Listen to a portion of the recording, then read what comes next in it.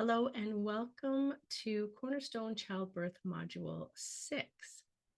Just a reminder before we begin to grab a pen and a paper or your iPad, whatever you feel most comfortable taking notes with, so that you can jot down any important parts that you want to remember or any questions that you might have for our live Zoom session.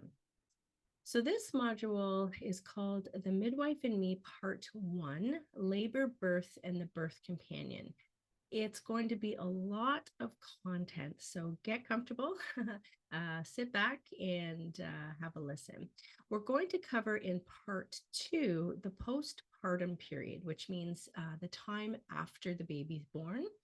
And so in that section, we'll just talk about, what does that mean? What are the things that you will experience, and as well as we'll go over breastfeeding and initial newborn care, including how to bathe the baby.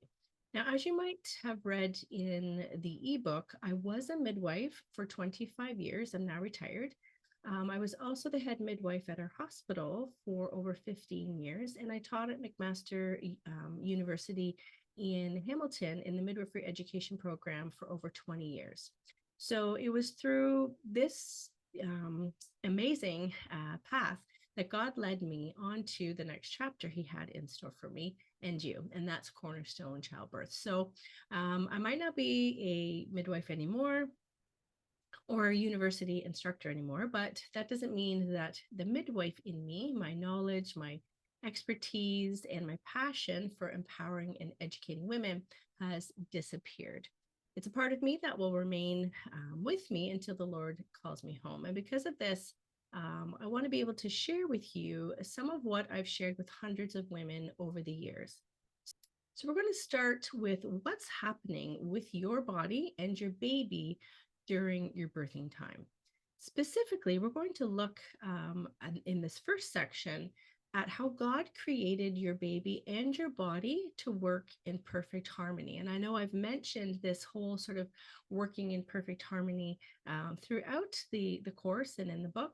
And we're just going to kind of walk through what that means. So we're going to start with the hormones of pregnancy.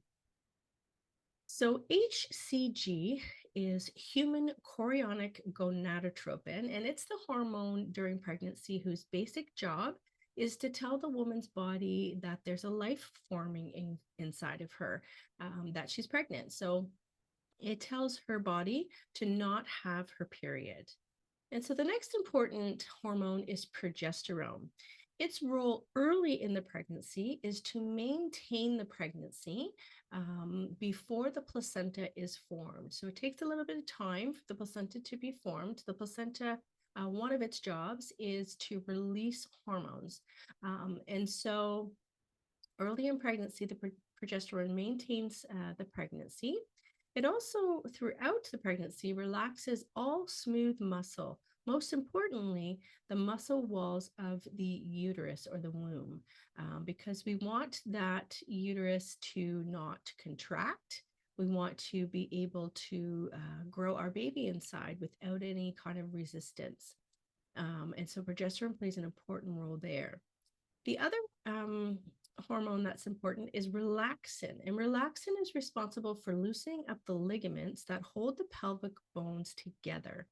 And this helps the baby to fit through the pelvis during labor and birth. And we'll talk about a little bit of this little bit later on in the module. But if you are past about 30 weeks or so, you may even notice that your hips kind of feel like they're might be, coming out of their joints. They aren't, but they feel that way. But relaxin helps mobilize the pelvis a little bit more to allow the baby to fit through.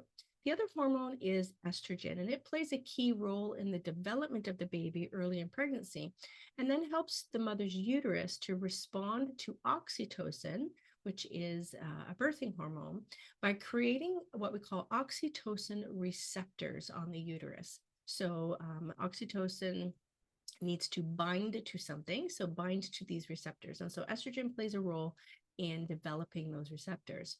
Oxytocin is the one of the main birthing hormones, and we've talked about this before, that when your parasympathetic system is in play, oxytocin flows well. And what it does is it works during birthing to cause the pressure waves to come regularly. The next hormone is prolactin, and this is the milk producing hormone. It's present in small quantities during pregnancy, but it surges after the delivery of the placenta. And so prolactin is what creates breast milk. So the next piece of the harmonious workings of the body is the uterus. And it's a very powerful organ. It's so powerful that there have been documented cases of women in comas giving birth. So it can function independently without us at all.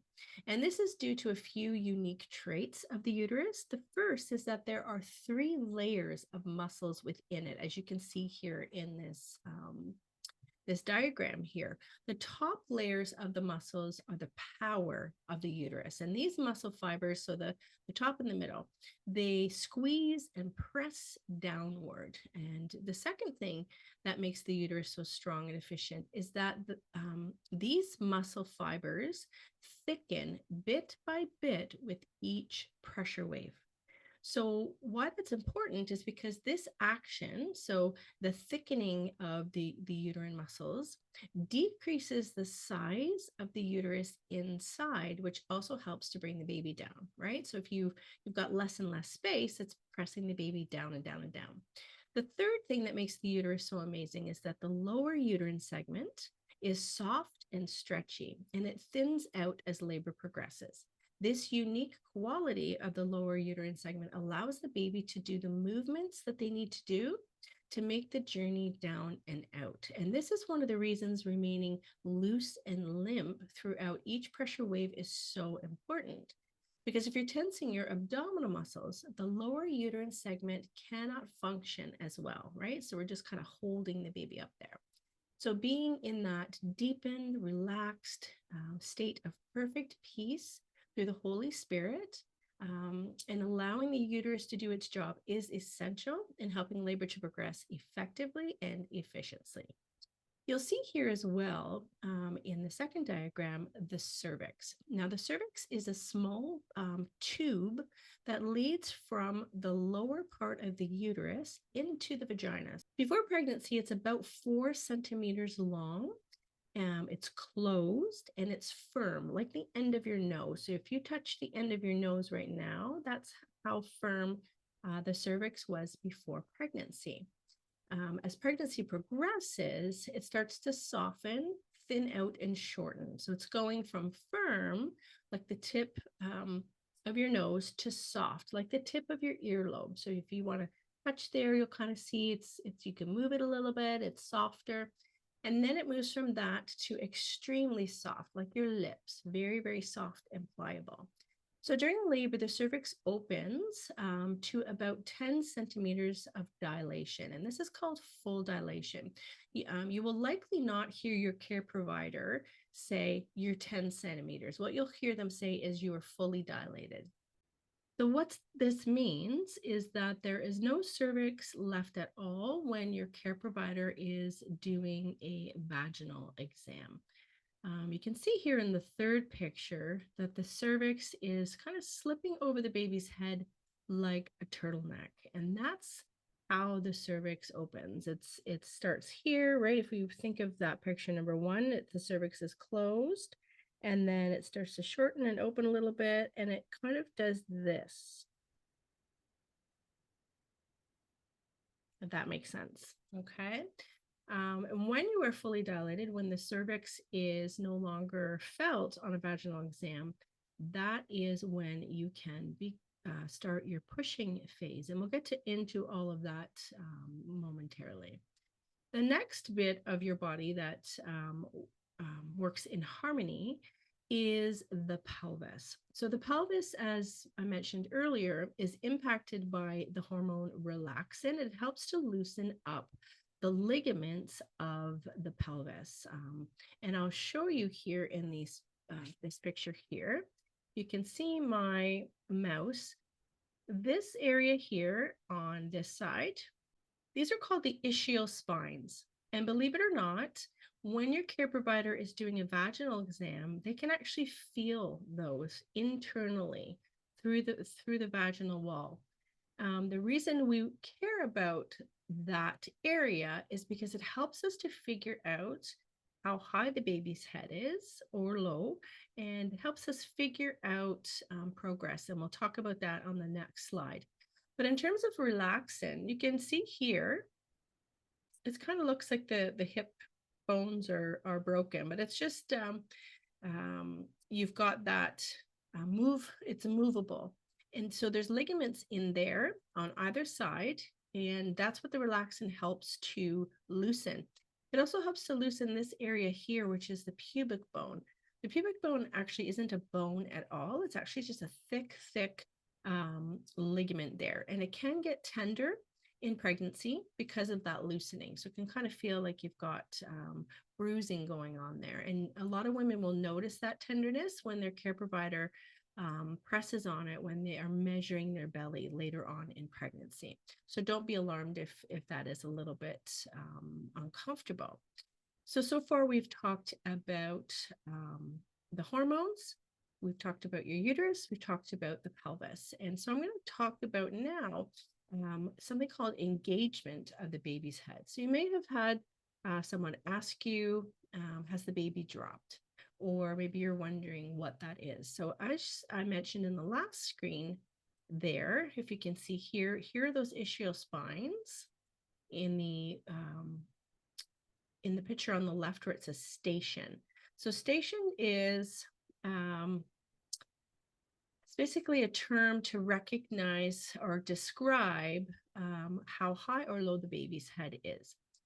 When we're feeling those ischial spines, what we're measuring is how far above or below is the top of the baby's skull, okay, in relation to those ischial spines. So you'll see here on the right, you've got 0, -1, -2, -3, 0, +1, +2, +3. And so your care provider, that represents centimeters. And when we're doing that vaginal exam, we can estimate how many centimeters above the ischial spines the top of the baby's head is, or below, how many centimeters below the ischial spines the baby's head is. And it's an indication of descent. And we'll talk about what that means in an upcoming slide, but it lets us know, is your baby staying in the same spot? Are they coming down or not? The other thing that's important to know about the pelvis is there are two openings, if you will. The top one is called the inlet, and that's how the baby enters the pelvis. So this is an area where we can't feel as care providers. You can't really feel that yourself either. So there is an opening there, and usually it's widest from side to side rather than front to back. So the widest part is from side to side, and that's why the vast majority, if not all, almost, babies enter the inlet, enter the pelvis in that sideways position, looking at one of mom's legs, or the transverse position. So most babies enter in that sideways position. The outlet is at the bottom. Whoops. The outlet is at the bottom there. And the widest part of the outlet is front to back. And so if we look at someone's head, including your baby's head, it's widest from front to back versus side to side, right? That makes sense. So what the baby needs to do is be turning its head to fit through the various areas of the pelvis. And we'll talk about that in a moment. So the pelvis works, as I said, to loosen up those ligaments to help that baby maneuver in that area. One of the things that can also help with helping the baby to maneuver into and through the pelvis during your birthing time is position changes in labor. So this picture here is just an example. I'm going to move my picture over there. So these are just examples of positions that you can try during your birthing time. You can try them all. You can try a few. I recommend that you try them before your birthing time, because there might be a few where you're like, no, that, my hip is sore, whatever. You'll notice that that might be a position that you really don't want to try. But your care providers, your nurses, your midwives will talk to you about moving about during your labor. That doesn't mean you have to be active every single moment. You should have some rest periods, but moving about, if you can imagine, it just sort of helps that baby kind of move down and through the pelvis. So position changes are important. So as I said, you want to try these positions. So even the ones that have your birth companion there, so you can try, this one here, right? Squatting and holding. One of the things about squatting is that you actually wanted to practice squatting every day. Okay, so make note of this. The reason is that, and it's not like 1, 2, 3. It's not doing squats. It's getting into a squatting position and holding that position longer and longer as you can. So you may only be able to hold that position for a minute or two, but as you practice, it becomes easier and easier. It's doing a couple things. One, it is strengthening your buttocks and your legs so that if and when you are squatting during your birthing time, you're not sort of shaking and feeling uncomfortable in that position. So that area is already prepped and ready and strong, and is not causing you discomfort during your birthing time holding that position. The other thing it does is helps to elongate or stretch your internal pelvic floor muscles. And in an upcoming slide, you'll see a picture of the pelvic floor, so you'll understand what I mean. But it's the internal muscles that kind of hold the baby in like a hammock. You may have heard the term Kegels, and you might have even had your care provider say, do Kegels. Well, there's actually research to say that that it's not very helpful to be doing that during your pregnancy a lot, because what it does is it strengthens the internal pelvic floor muscles. Strengthening them is fine after the baby's born. So everybody who is pregnant, particularly those who have a vaginal birth, the pelvic floor muscles do need to tighten after the baby's born. And so Kegels are very important afterwards. But if they're too taut during your pregnancy, it can actually hinder the progress of labor. It can slow it down, make it very difficult. And so you want to try and stretch that area rather than tighten it up, if that makes sense. So you want to be holding a squat. I would say start it as early as possible, but just continue on throughout your pregnancy to help in those ways. The other thing that works together in harmony is your baby's skull. God created your baby's skull so that the bones themselves are not fused. That happens later on.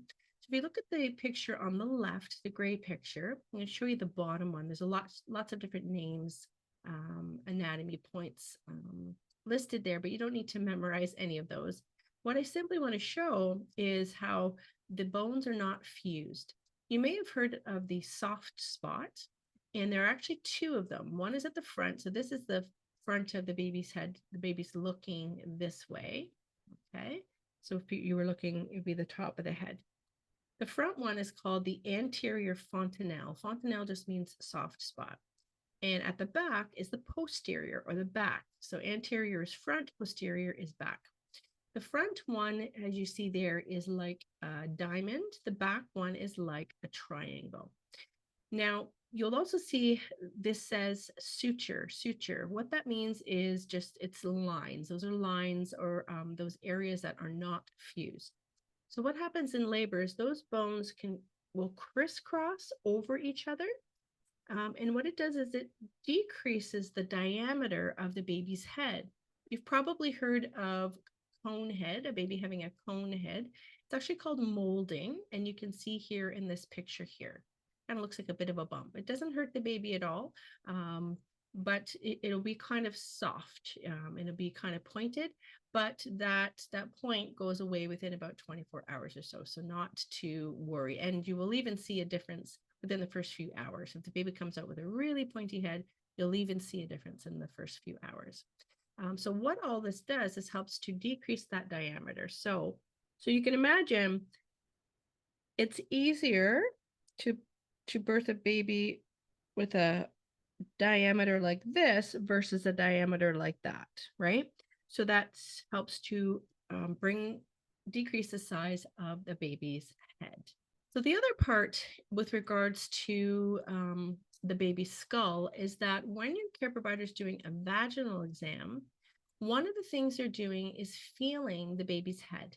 So where is the soft spot? Can they feel the soft spot? Are they feeling the front one versus the back one? And this is important because it lets us know what position your baby is in, whether your baby is tucking their head or having it straight. And we're going to talk about why that tucking is important in a moment or two.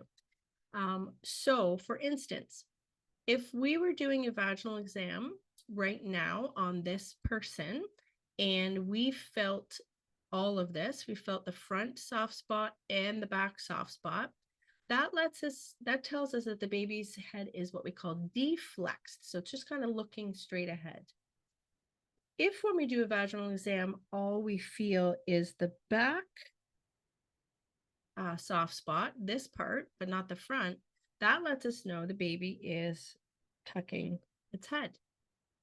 Right now, this line here lets us know that the baby is looking in that transverse position, entering straight down from side to side. And as we walk through the next part, I'll talk about this a little bit more. So I've talked about the baby maneuvering into the pelvis. And what that is called is the cardinal movements of labor, or the mechanisms of labor. And every baby who's born goes through these mechanisms, every single baby. Now, some of them might get stuck in one position, right? So they might not, section D, you can see this here, complete rotation. They may not move past that. But if all is going as expected, they will maneuver through in this way. So you can see in picture A, this is saying before engagement. And engagement, if we remember that pelvis at station 0, where the top of the baby's head is at station 0, that's called engaged. Now, when you are at your care provider's visit later on in your pregnancy, they will start palpating or feeling your belly to see what position the baby's in and how far into the pelvis the baby is. So they can tell by touching the baby's head lower down into your pelvis, whether the baby is fitting through that inlet. And we typically, care providers will say, yes, your baby's engaged, because what care providers will feel is when they're feeling the baby's head, does it move at all? Or is it in a place far enough into the pelvis that you can't really move the baby's head? So on paper, your care provider will say engaged. We wouldn't know exactly how engaged. Is it at station 0? Is it -1? Is it slightly not engaged? Until a vaginal exam is done. So that's more of an actual measurement rather than feeling. But if your care provider says that the head is engaged when they're feeling your belly, then yes, the head is in a nice low position. Now, don't be alarmed if the head has not dropped before labor, because sometimes that happens during labor. The other thing to know is that the timing of the baby's head dropping has nothing to do with when your labor will start. So if the head drops, let's say at 36 weeks, it doesn't mean you will have your baby, in a day, a week, 2 weeks. Engagement has nothing to do really with when your labor will start. So just to keep that in mind. So as we said here, this letter A is before engagement, and you'll see the baby is tucked. That's what we call that fetal position, right? Tucked up and squeezed. Diagram B, engagement. So the head, if you were to see the pelvis here, you would see that the top of the baby's head is touching, is equal or level with those ischial spines. So that's called engagement. Flexion, because you can see the chin is tucking more, right? So it's a little bit looking up here, tucked here, and then descent. So we've got engagement, flexion, so head tucking, and descent. Descent meaning going lower into the pelvis. The letter C here, you've got further descent, so the baby's going farther down, and rotation. So look here, the baby is in that sort of an oblique sideways position, and you can see now the baby's face is face down. So this is a picture of a mom. This is the belly button. This is her left leg, right? Sort of cut in half, if you will. So the baby there is looking down towards the mom's back. Letter D, you've got complete rotation, and we're going to go through each of these in a moment, but you've got complete rotation. So the baby's completely face down, and early extension, which means here's the pubic bone here. The baby's head comes down and underneath the pubic bone. Complete extension, that's the face being born. Restitution, so you can see the baby's shoulders here in letter E. The shoulder is underneath the pubic bone, is kind of sideways. When the baby's head comes out, it rights its head with the body, right? It's because babies, I'll turn sideways here so you can kind of see what I mean. Babies are born like this, right? Because they entered the pelvis sideways. Sorry, they entered the pelvis sideways, transverse, like we said, like this, right? And now they've maneuvered their head around so that they are coming underneath the pubic bone like this. Once the head is born, this is uncomfortable. So if you were to sit here and sit like that, it's uncomfortable. So to make it comfortable, you right your head with the rest of your body. And that's what the baby's doing there with restitution. The anterior shoulder, which is the top shoulder, is being delivered underneath the pubic bone, and then the bottom one. Now, the bottom one sometimes is born first, and that's fine, but this is typically what happens, the top one and then the bottom. So let's go through each one bit by bit so they have a better understanding here. Let's go with this here. So as we said before, baby enters the pelvis in that side-to-side position, okay? So if we were trying to figure out where this pelvis is, this would be us looking, the woman is laying down on her back, right? And where the head is, that would be the vagina. So you would have the left leg on this side, right leg on that side. So we're looking this way.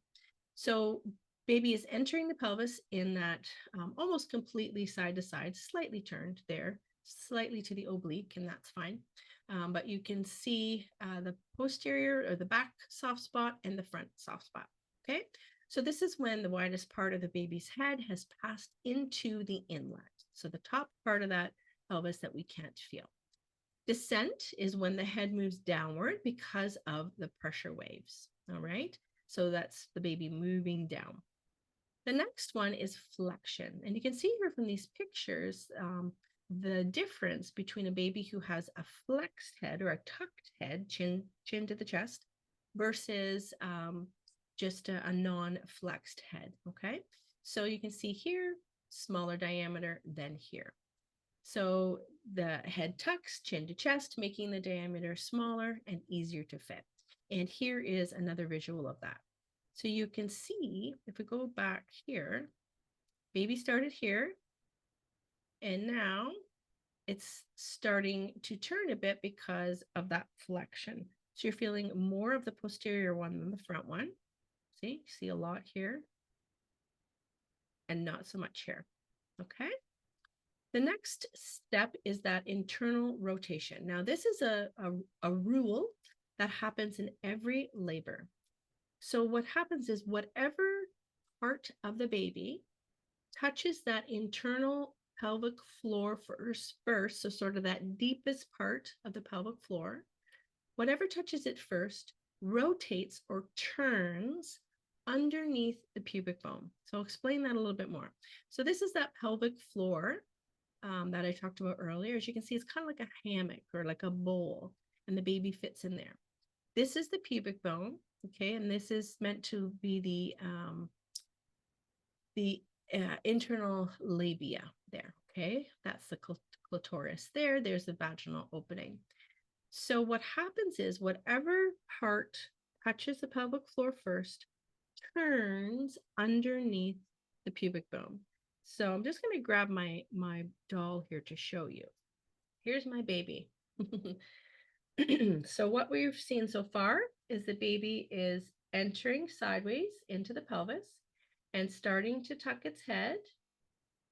When the head is tucked, the part that's going to touch the pelvic floor first is this part, the back part of the baby's head. Okay, so we've got head coming down, and then when it gets to my mic here, we're going to pretend that that's the pelvic floor. So now you've got lots of tucking. It's touched that pelvic floor, and so now because that the back of the head touched first, that part is going to turn underneath the pubic bone. If you had a head that was deflexed, the part that's going to hit the pelvic floor first is the forehead. And so then it is the forehead that turns underneath the pubic bone. And that's that face up position, that posterior position that you may have heard of. So the best position is that tucked head. Moving around in labor is one of the things that helps that baby to maneuver down. So you can see there in the picture, the bottom one, that posterior fontanelle is straight up and down.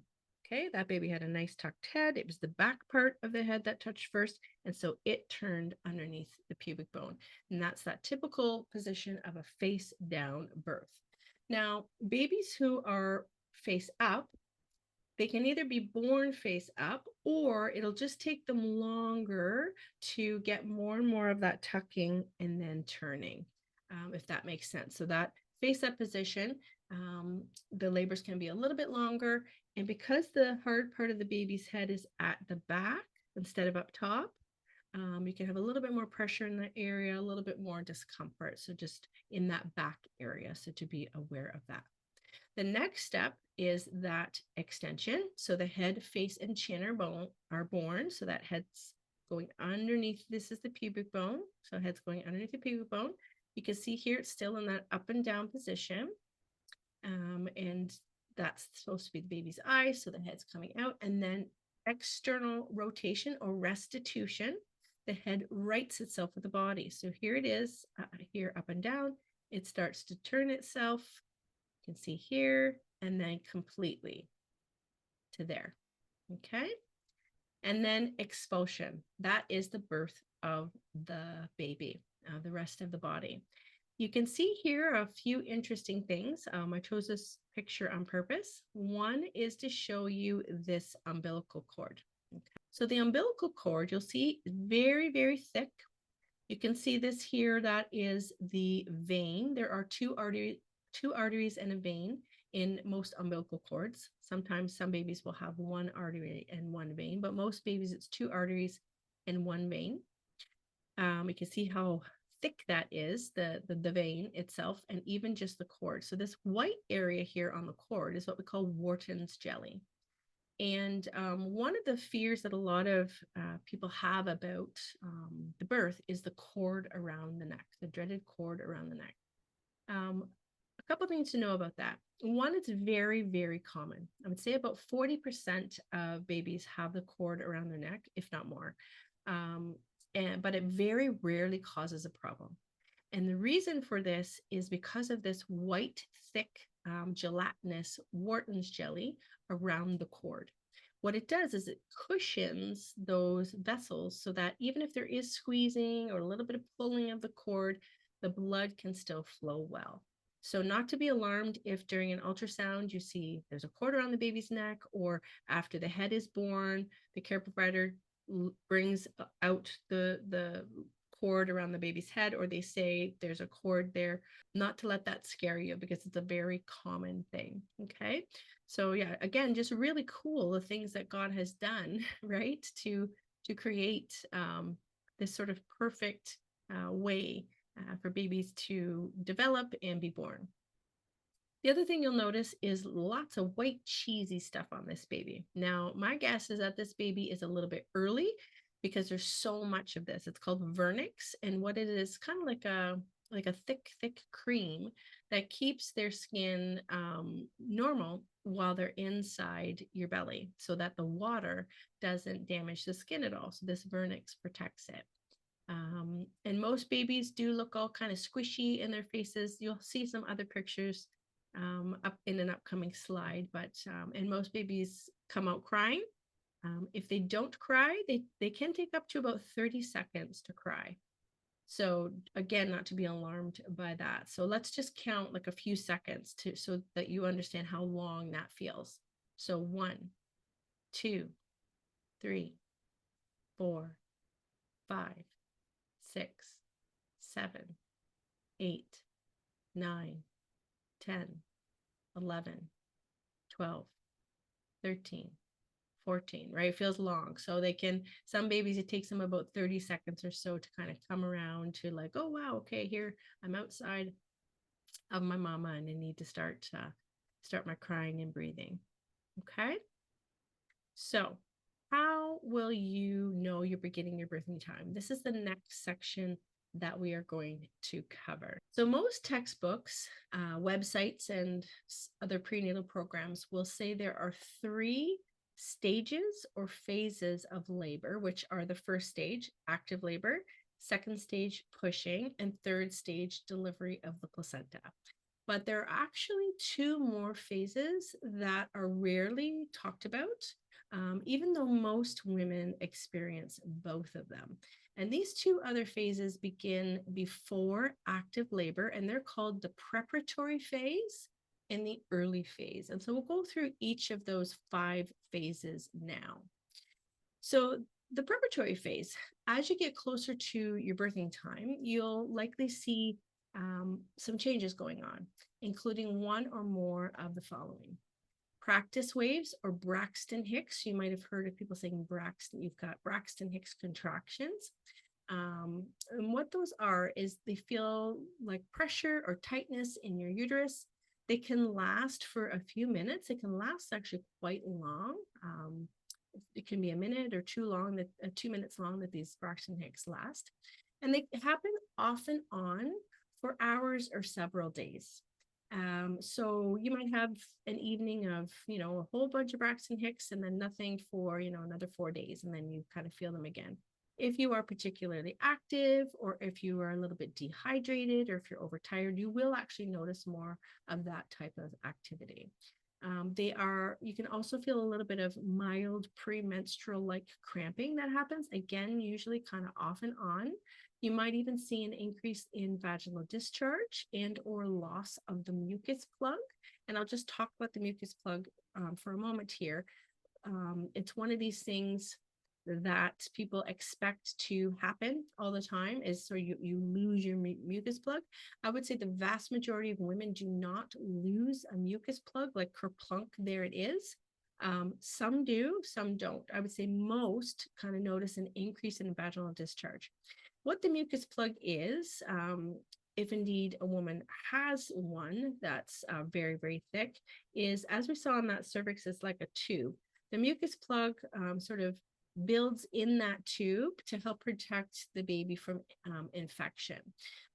It can be thin, it can be thick, it can be kind of like phlegm, like if you were to cough something up, it kind of looks like that. When people lose their mucus plug, often it's on the toilet and kind of kerplunk, there it is. It might look like dark brown, like it's kind of old blood. It might have a little bit of bright red blood on it.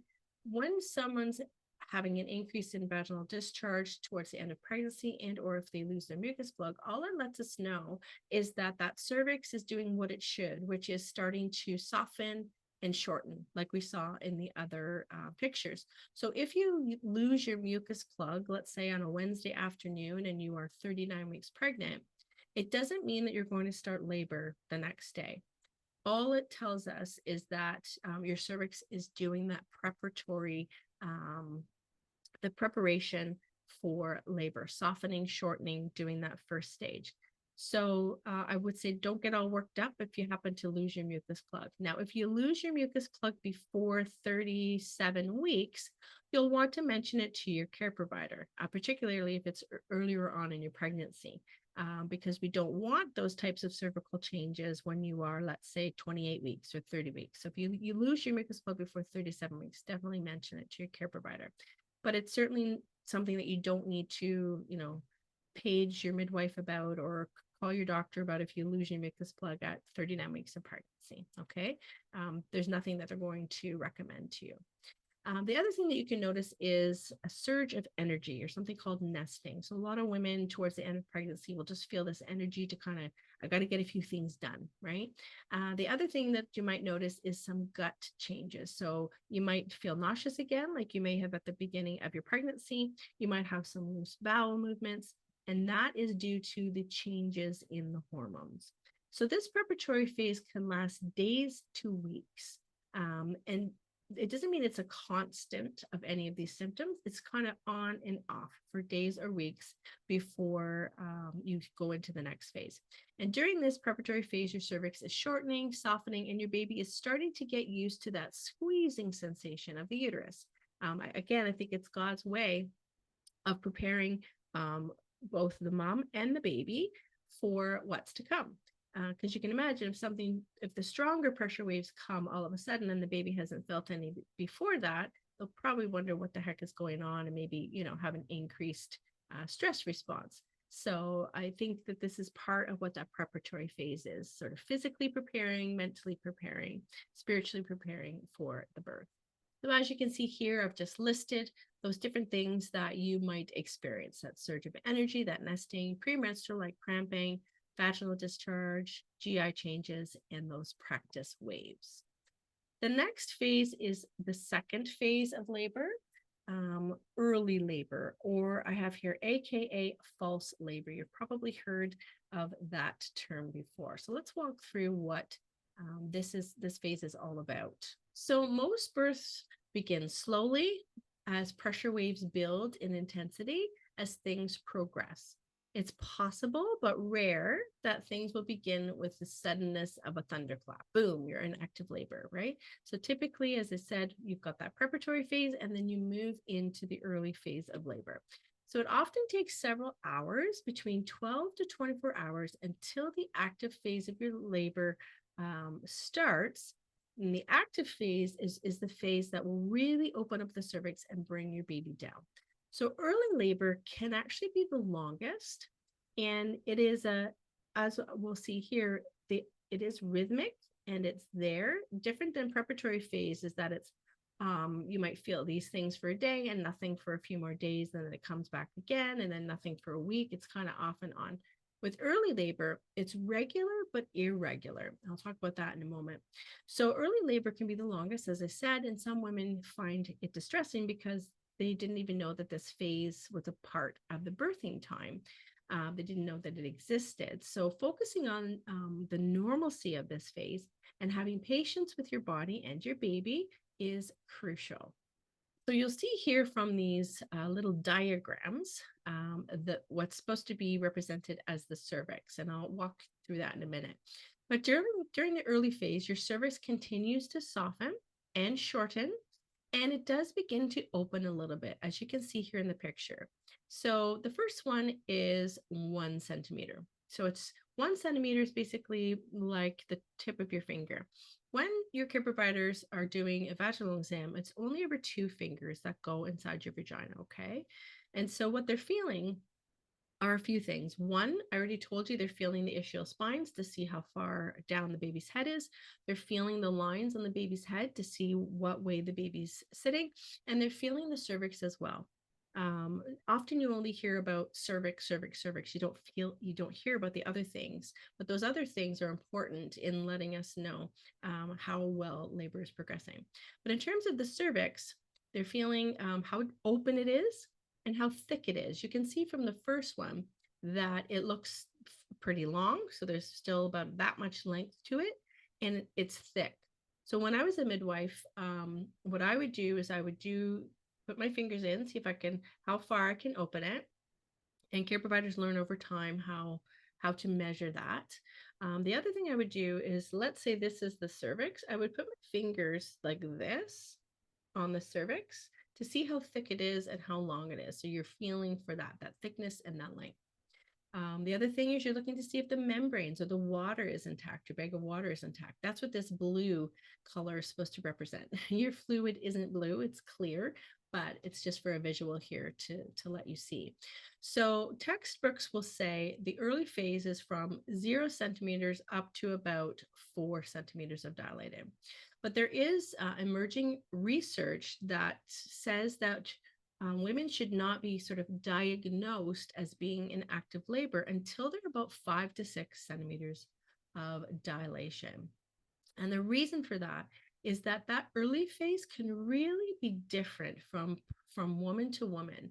Once you hit about 5 to 6 centimeters of dilation, typically from one woman to the next, it's pretty much the same. But that early phase can take a little bit longer from person to person. And the reason we care about that, the reason we don't want to diagnose someone as being in active labor too soon, is because once you are diagnosed as being in active labor, your care providers will be watching how quickly you dilate, how quickly the head comes down. So sort of watching your progress of labor more intently. And if you're actually not quite in active labor yet, it may look as though you are not reaching that those progress milestones. There was actually a study done, I believe, at the Women's Hospital, a college hospital in British Columbia, looking at this information and saying, noting that regardless of who your care provider is, whether it's a midwife, family doctor, or OB, if women are admitted to hospital too soon, then more interventions happen. So you end up with more epidurals, more vacuum, more C-section. So it doesn't matter who your care provider is, if people are calling you active too soon, it can impact the amount of intervention that's done. So that's just important for you to remember, because let's say you think you might be in active labor, you go to the hospital, or your midwife comes to assess you at home, and they say, oh, you're 4 centimeters dilated, you're still in early labor.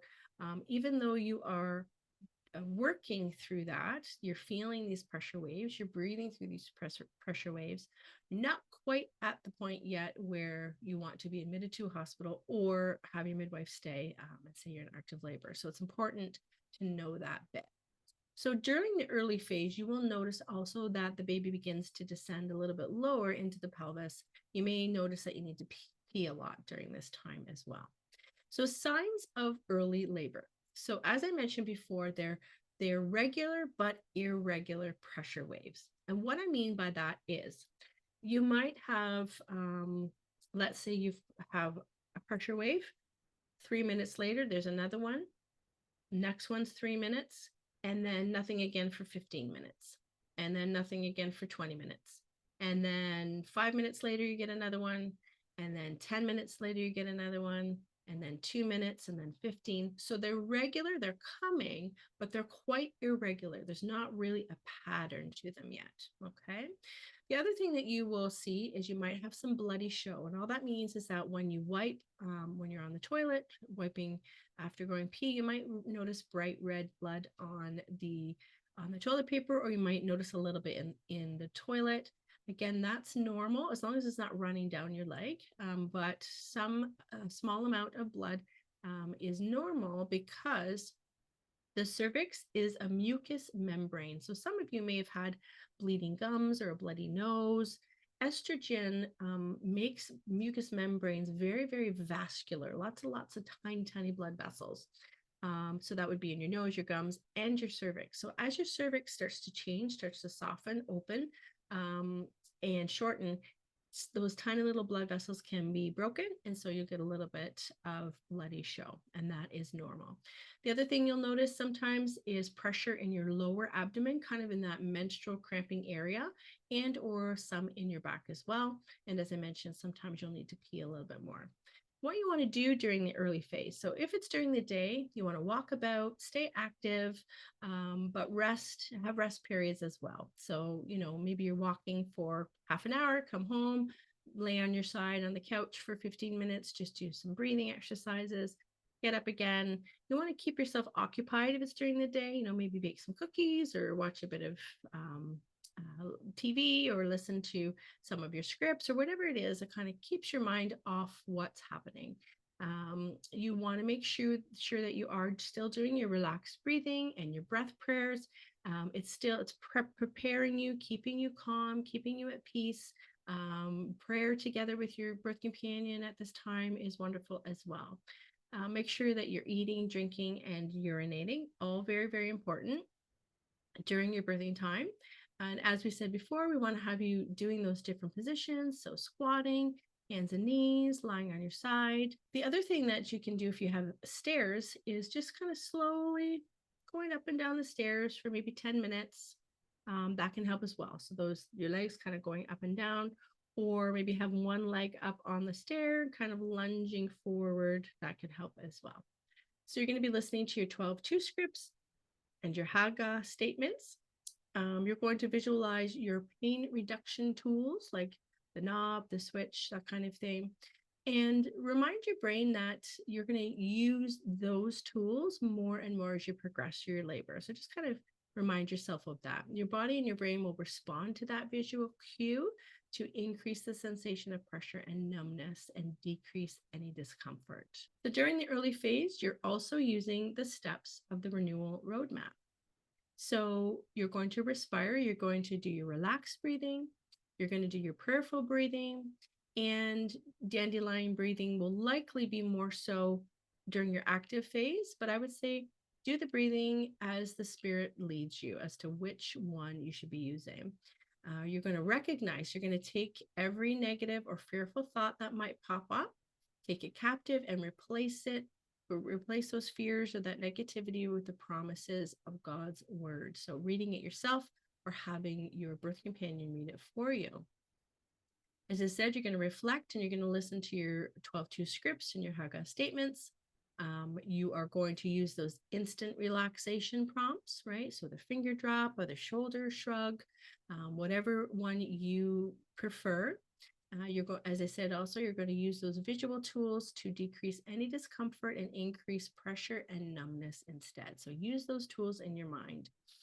You're going to read, so your birth companion can read aloud scripture and other content that brings you peace and relaxation. Or if you can read yourself as well. And you or your birth companion can pray inwardly and speak those prayers aloud. Your birth companion can read the Haga statements and scriptures aloud, and your birth companion can speak the promises of God aloud as well.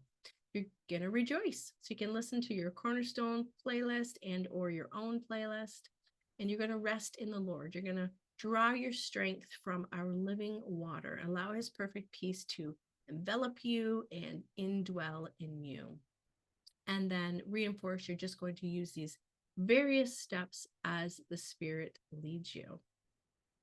So if your early labor phase starts in the evening or at night, one of the things that's really important to remember is that you need to rest and sleep if possible. The reason for this is that research has shown that sleep is crucial. So research, and in my own experience, when I was a midwife, has shown that a tired mom, so someone who's, let's say, been up all night with early labor and then starts active labor at 10 in the morning, what can often happen is if that woman has had no sleep at all, it can make a tired mom, which can then equal a longer labor, which can sometimes equal a tired baby, which means seeing changes in the baby's heart rate and or increased pain and intervention. So sleep in between the pressure waves, even if you're only sleeping for 10 to 15 minute intervals, that's okay. You can just close your eyes and you sleep for those 10 minutes. Here comes another pressure wave. You're going to breathe through it, and then you're going to close your eyes again. So just really allow the Lord's perfect peace to help you with your sleep. If you are finding it difficult to sleep, you can take Gravol 50 to 100 milligrams every 4 hours. It's not going to stop your active labor from starting. So I would occasionally have clients say, well, I don't want my labor to start. I want my active labor to start. So I don't want to take the Gravol. It doesn't work in that way. It just helps some people to sleep a little bit deeper, if that makes sense, in those 10 to 15 minute increments or even 5-minute increments. Allows you to sleep, wake up a little bit easier. Don't be discouraged if your early labor does stop. If you took the Gravol, it doesn't mean the Gravol stopped. It just means that your body and your baby just weren't ready. Some people will have a little bit of early labor, pretty, that regular, irregular. They go to sleep, morning, wake up, it's gone. And then it takes a couple more nights of that as well. So know that that can happen as well. One thing we know is that all pregnancies will come to an end. You will eventually start your active phase and meet your baby. In terms of the Gravol, again, or in any of the advice that I'm providing, obviously, here that you're going to check with your care provider as well. So the third phase of labor is the active phase. And this is actually the first stage if you're looking in the textbook or if your care provider is talking to you about the first stage of labor. So early labor usually progresses into the active phase. It's active labor that really starts to open up your cervix and brings your baby down. Your pressure waves are somewhere between 2 to 4 minutes apart.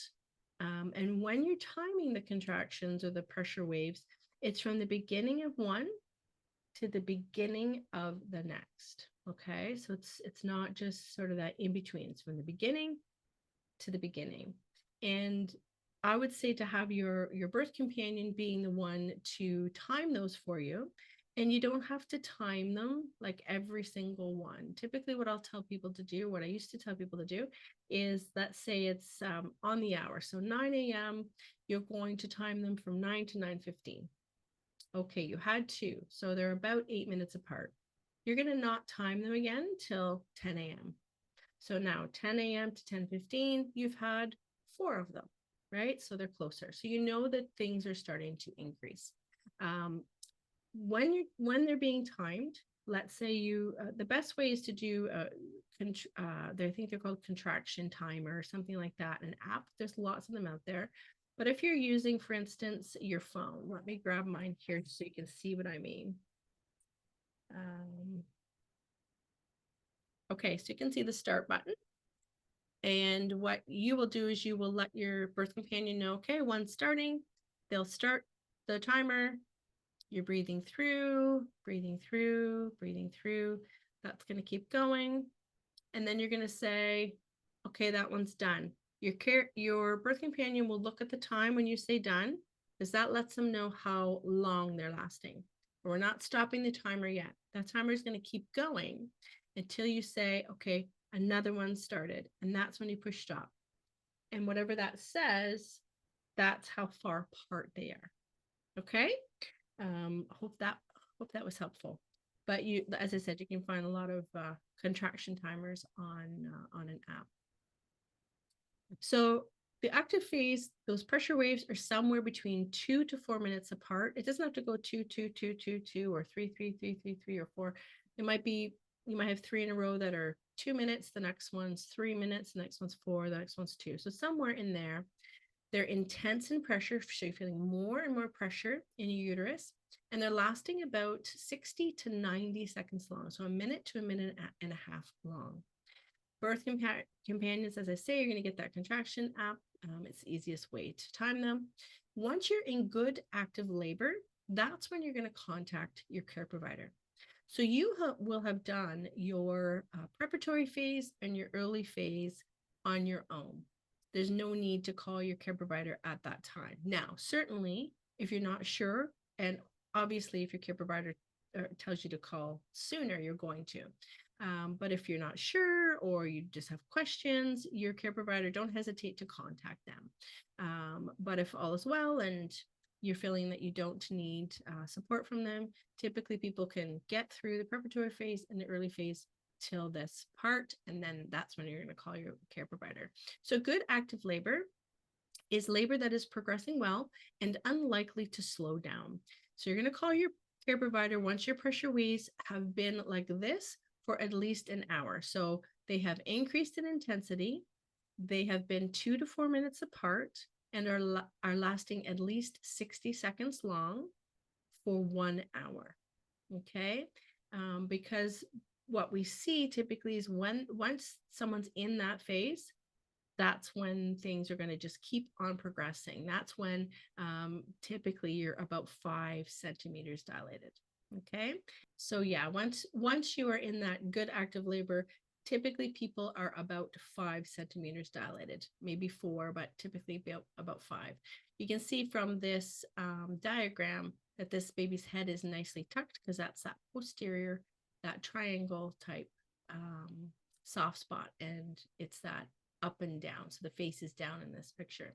So signs that things are progressing in the active phase, again, you might have spotting or bloody show. It might actually increase a little bit. You might also notice a change in temperature. You're feeling really hot, so you're throwing off your sweater you might have had on, and now you're cold. So now you're wrapping yourself in a blanket. So that hot cold kind of thing can happen.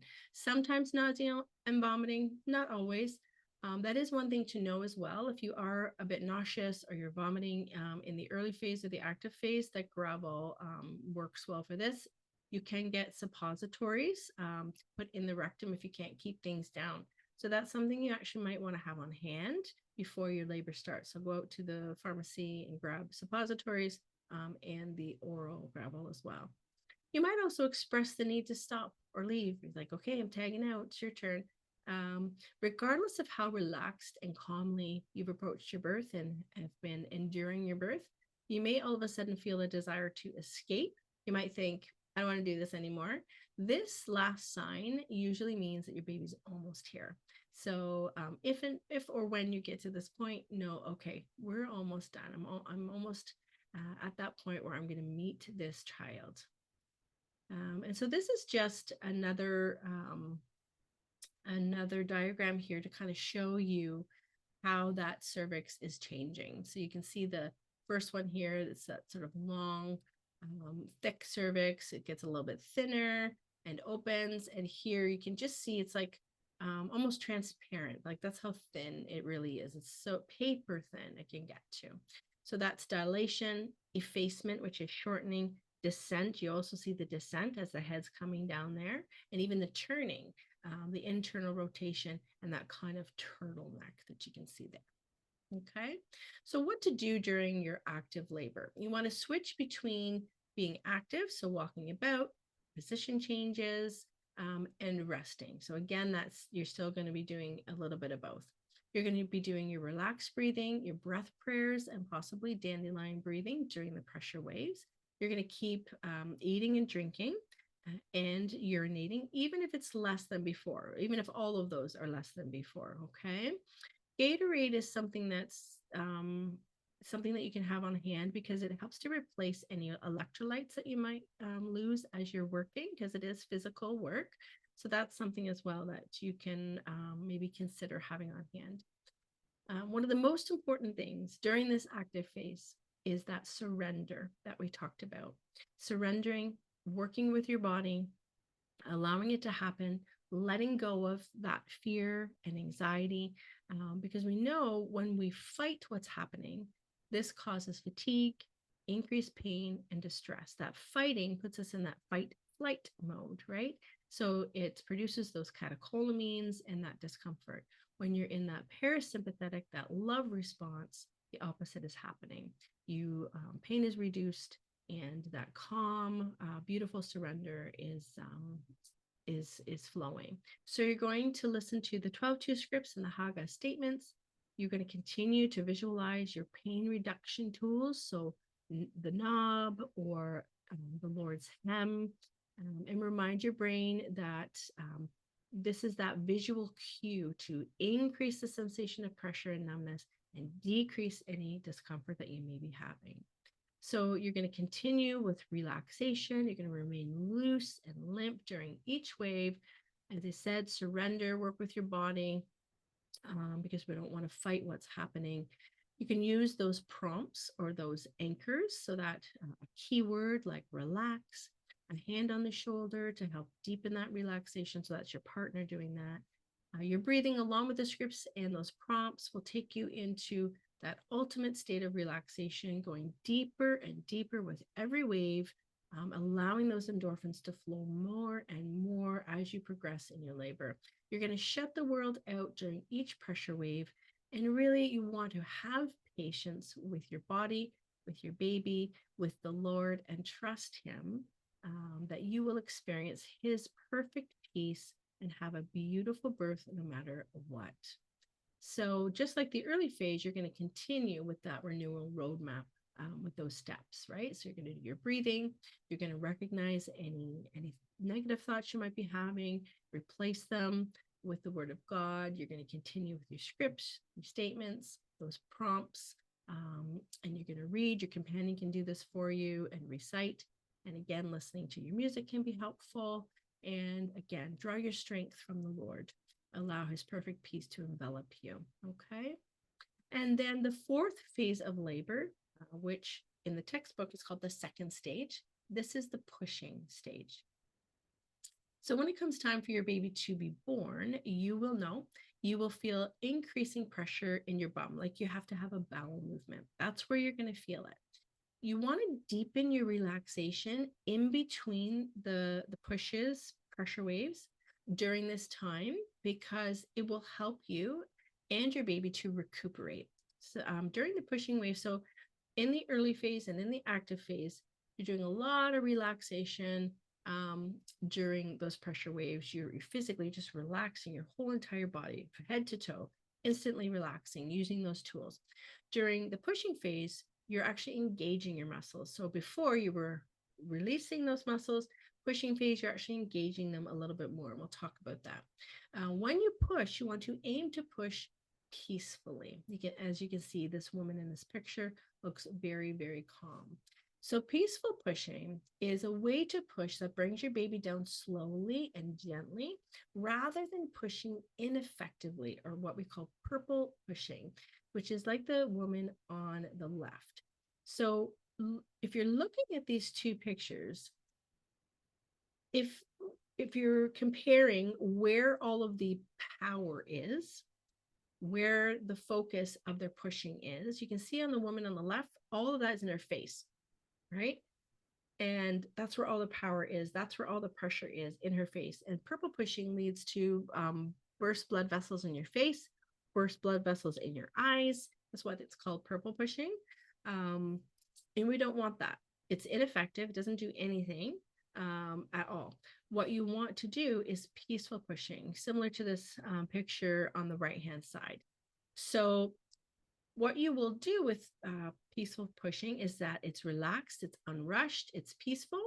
You're going to follow the lead of your body and your baby. Your body will feel that urge, as I said, into your bum. And you want to only push with the pressure wave. You're not going to push in between the waves. So when that pressure wave comes, that's when you're going to push. You'll feel all the pressure in your bum during the phase. That's where you're going to focus on pushing, in your bum, not your vagina. Okay. So it's just like having a bowel movement, the way you're pushing your baby out. So just to be focusing, there's nothing different that you want to do. It's not a different kind of area that you're focusing on. It's in your bum. There's no counting involved in this peaceful pushing, okay? Because you will likely have been counting throughout your active phase. At this point, there is no counting. You might use several breaths during each wave to push. So on average, it's about 3 to 4 pushes per pressure wave on average. So what you do, how do you do this? When you feel the wave start, you're going to take a quick deep breath in, right? Without counting, you're going to hold your breath and you're going to relax your perineum. And the perineum is the area between your vagina and your bum, that muscle area there. You're going to relax it, okay? When your face is scrunched, it's like your body, your bum automatically scrunches as well. So right now, while you're sitting, I want you to squeeze your butt cheeks. Okay, and feel how taut it is in there. So when people are like squishing their face, it's almost like an instantaneous doing it on both ends, if that makes sense. When your face is calm and you're breathing out, you can allow your perineum to bulge, if that makes sense. So you're going to relax your perineum You're going to push your perineum out using your lower abdominal muscles to help you. So when you push, you're going to direct the energy of your breath all the way down towards your bum.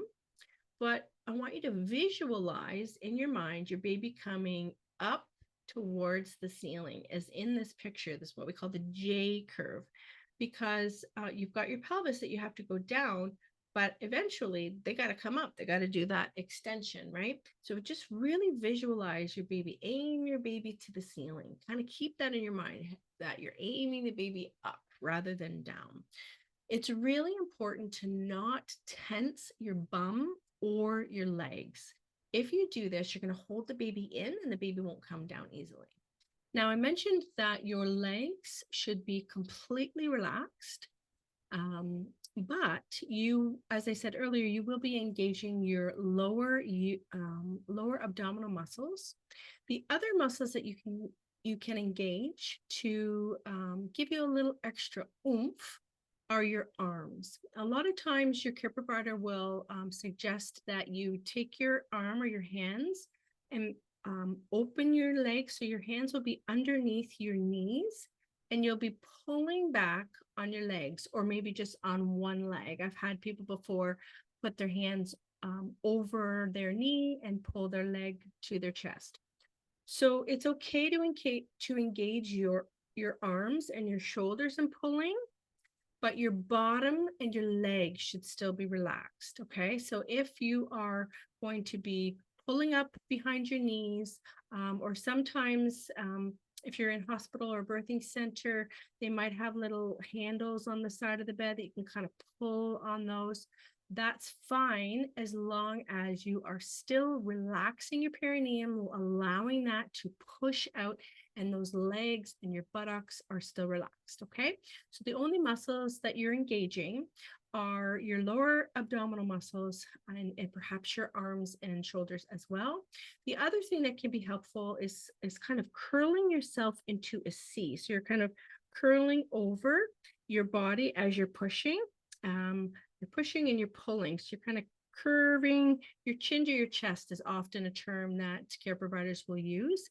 Again, that gives a little extra oomph and it actually kind of decreases the size. You're kind of just sort of adding to a little bit of that pressure onto the uterus to push the baby down. So those are a couple other tips that can be helpful as well, and a couple that your care providers will likely be talking to you about. So totally fine to do that as long as you are keeping your bottom relaxed, your legs relaxed, and your perineum. Keep everything open in between. So let's say you are laying on your side, try and keep your leg up if you can. If you can't, that's okay. But if you can, keep it up. It helps keep the momentum there. Pushing a baby out is like getting your car out of a snowbank in the winter. So for any of you any Canadians may have seen this. So it's kind of like a right. So it's kind of like push, push, and then it comes. Same idea with the baby. So you'll be pushing, the head will come down, it'll slip up a little bit in between the push. Then it comes down a little further, and then it comes up a little bit, but not quite so far. And then a little bit further, comes back a bit, but not quite so far. And it could take a few moments for that to happen. If it takes you a little bit to kind of get used to the pushing, that's okay. Very normal. You will get into the groove. Just call on the Lord to help you. Focus on peace and pressure, peace and pushing, if that makes sense. Okay. If you start to experience intense sensations at any point during the pushing phase, again, change those sensations to pressure and numbness in your mind.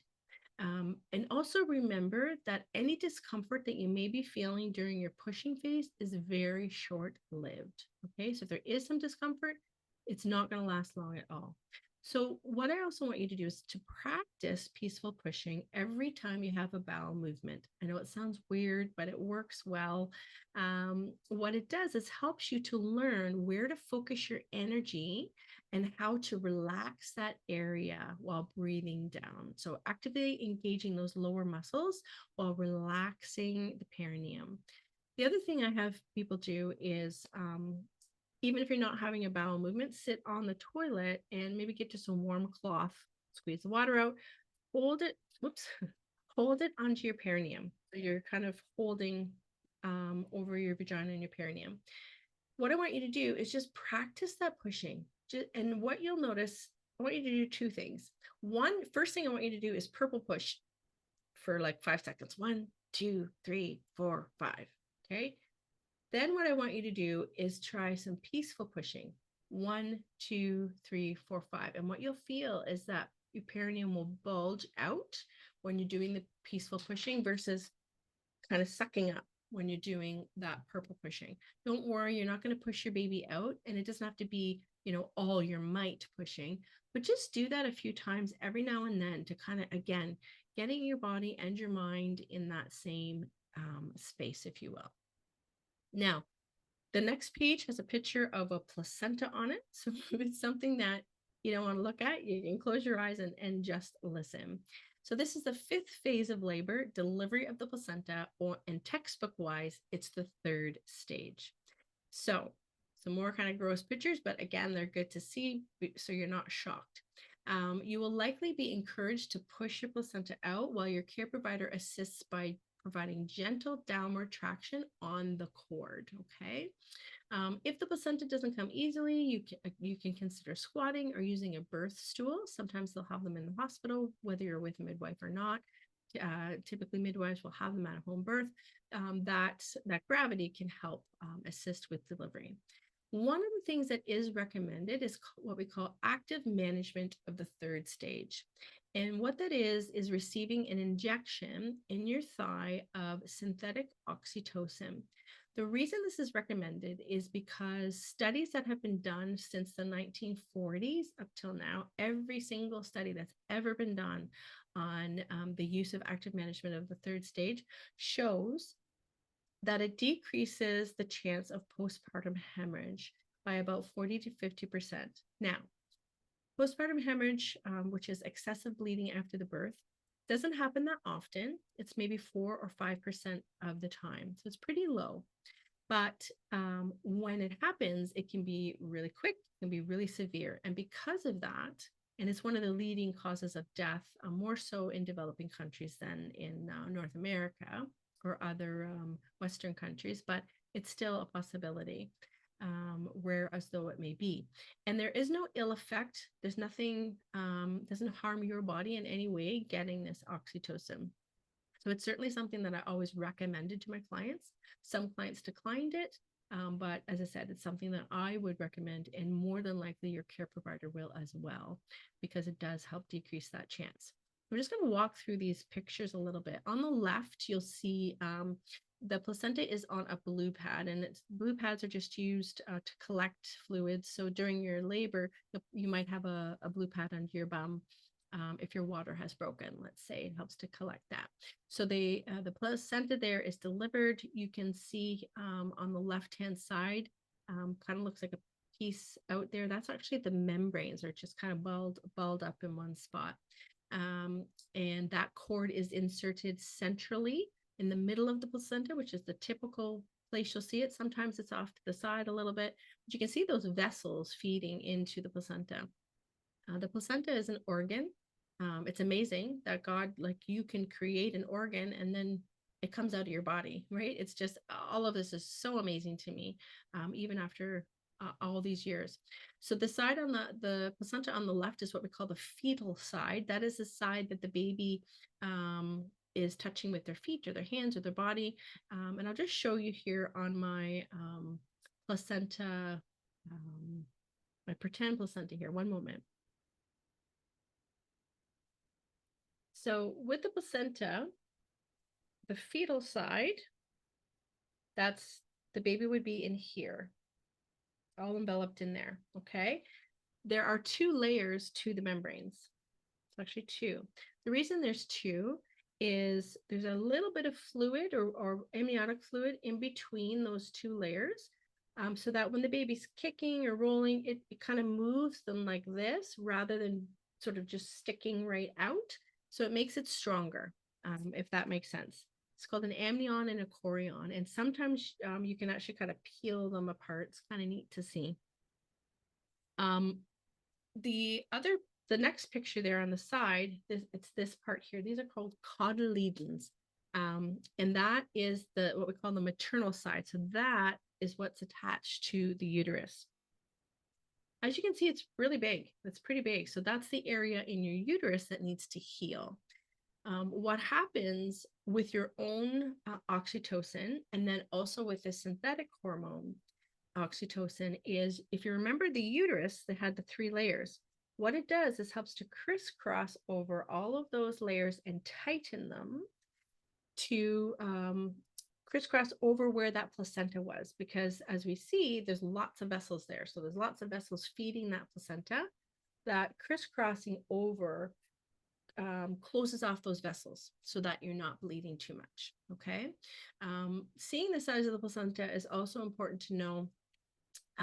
Just reminding you that your body needs to heal. It's going to take some time for that area in the uterus to heal over. Okay. So, how long will your birthing time take overall?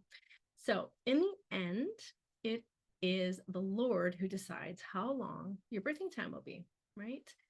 But be reminded that if your birthing time is a little longer than expected, we are to call it all joy, right? To consider it all great joy, my brothers and sisters, whenever you experience various trials, because you know that the testing of your faith produces endurance, and let endurance have its full effect so that you may be mature and complete, lacking nothing. So James 1:2-4. So just to, again, surrender to the Lord and what he has in store for you, regardless of what's happening, you can remain in his perfect peace. He will provide that for you. Now, that being said, because of the 9-step renewal roadmap based on biblical and research-based concepts, your birthing time will likely move along quicker than average timeframes, around 6 to 8 hours of active labor. The research doesn't really show early labor, the results of that, but the active phase has been shown to be decreased. And so here are the average timeframes. And this is not people using these tools. This is just average without having these 9 steps applied. So preparatory phase, thinning and softening of the cervix takes place, and that can happen days to weeks. The early phase, further thinning and softening of the cervix and minimal opening of the cervix. And the baby also moves deeper into the pelvis. This can take 12 to 24 hours. So that is something to keep in mind, right? So you might start your active phase at 6 p.m. and you're getting those regular but irregular pressure waves for until the next evening at 6 p.m. Don't be discouraged. Don't think it's abnormal. Just, the Lord has prepared our bodies in a certain way for a certain reason. And I think we have forgotten as a society that this early phase actually exists, and it's okay and normal. The active phase, so that's the further thinning and a lot more opening of the cervix, that can take 12 hours or more first time around, and 4 to 12 hours in subsequent births. Birthing and pushing can take 1 to 2 hours, and the birth of the placenta is typically 10 to 30 minutes, on average about 10 to 15 minutes. Okay. Again, keep in mind that research shows that the tools that you're using here, all of these steps, will likely allow your birth to move along quicker than average, okay? And the other question that people often have is, what if my water breaks? And people assume that that will happen every time. But water breaking before the early or active phase happens only about 10% of the time. And it's referred to as pre-labor rupture of membranes, or PROM. So 90% of the time, the water will break once you're in active labor, on average about 8 centimeters dilated. On occasion, your care provider will talk to you about breaking your water or releasing your waters once you're in the active phase. But that's something that doesn't need to happen if things are progressing well. I'll mention what that means in a moment. But in terms of your water breaking before labor, if it does happen, if you're one of the 10% of women where it happens before your labor begins, active labor usually starts on its own 85 to 90% of the time within about 24 hours. Okay. So contrary to what pretty much every movie shows or every TV shows, you don't have to race to the hospital if your water's broken. Water broken, we see in the movies, water break, run to the hospital. Not the case, okay? Because it takes some time for your labor to start on its own. Now, for the average low risk woman, it is reasonable to wait for active labor to start on its own. So, waiting for what we call induction of labor or starting labor with oxytocin. For most low risk healthy women, if the fluid is clear, so if the fluid is brown or green or has dark chunks in it, then you would want to talk to your care provider sooner than later. There should be no foul smell to the fluid. If you're wondering if it smells, then it doesn't. You will know if there's some kind of foul smell to it. That can be a sign of infection. If you don't have a fever, so if your water does break before labor, you want to take your temperature about every 4 hours while you're awake. And if you do develop a fever, you want to be seen. If your care provider told you that the baby's head was low at your last visit or engaged, that's another reason that makes it okay for most people to wait. If you are at least 37 weeks gestation or more, and you are what we call GBS negative or GBS unknown. So I'm going to talk about what GBS is in a moment, but I'm just going to also touch on artificial rupture of the membranes, or ARM is the acronym, ARM. Back in the day, so many, many years ago, it was okay, so now you're in active labor, you're in the hospital, you're 3 centimeters, let's break your water. So basically, every woman who came in had their water broken. And usually it was pretty early on in the active phase, 3 or 4 centimeters dilated.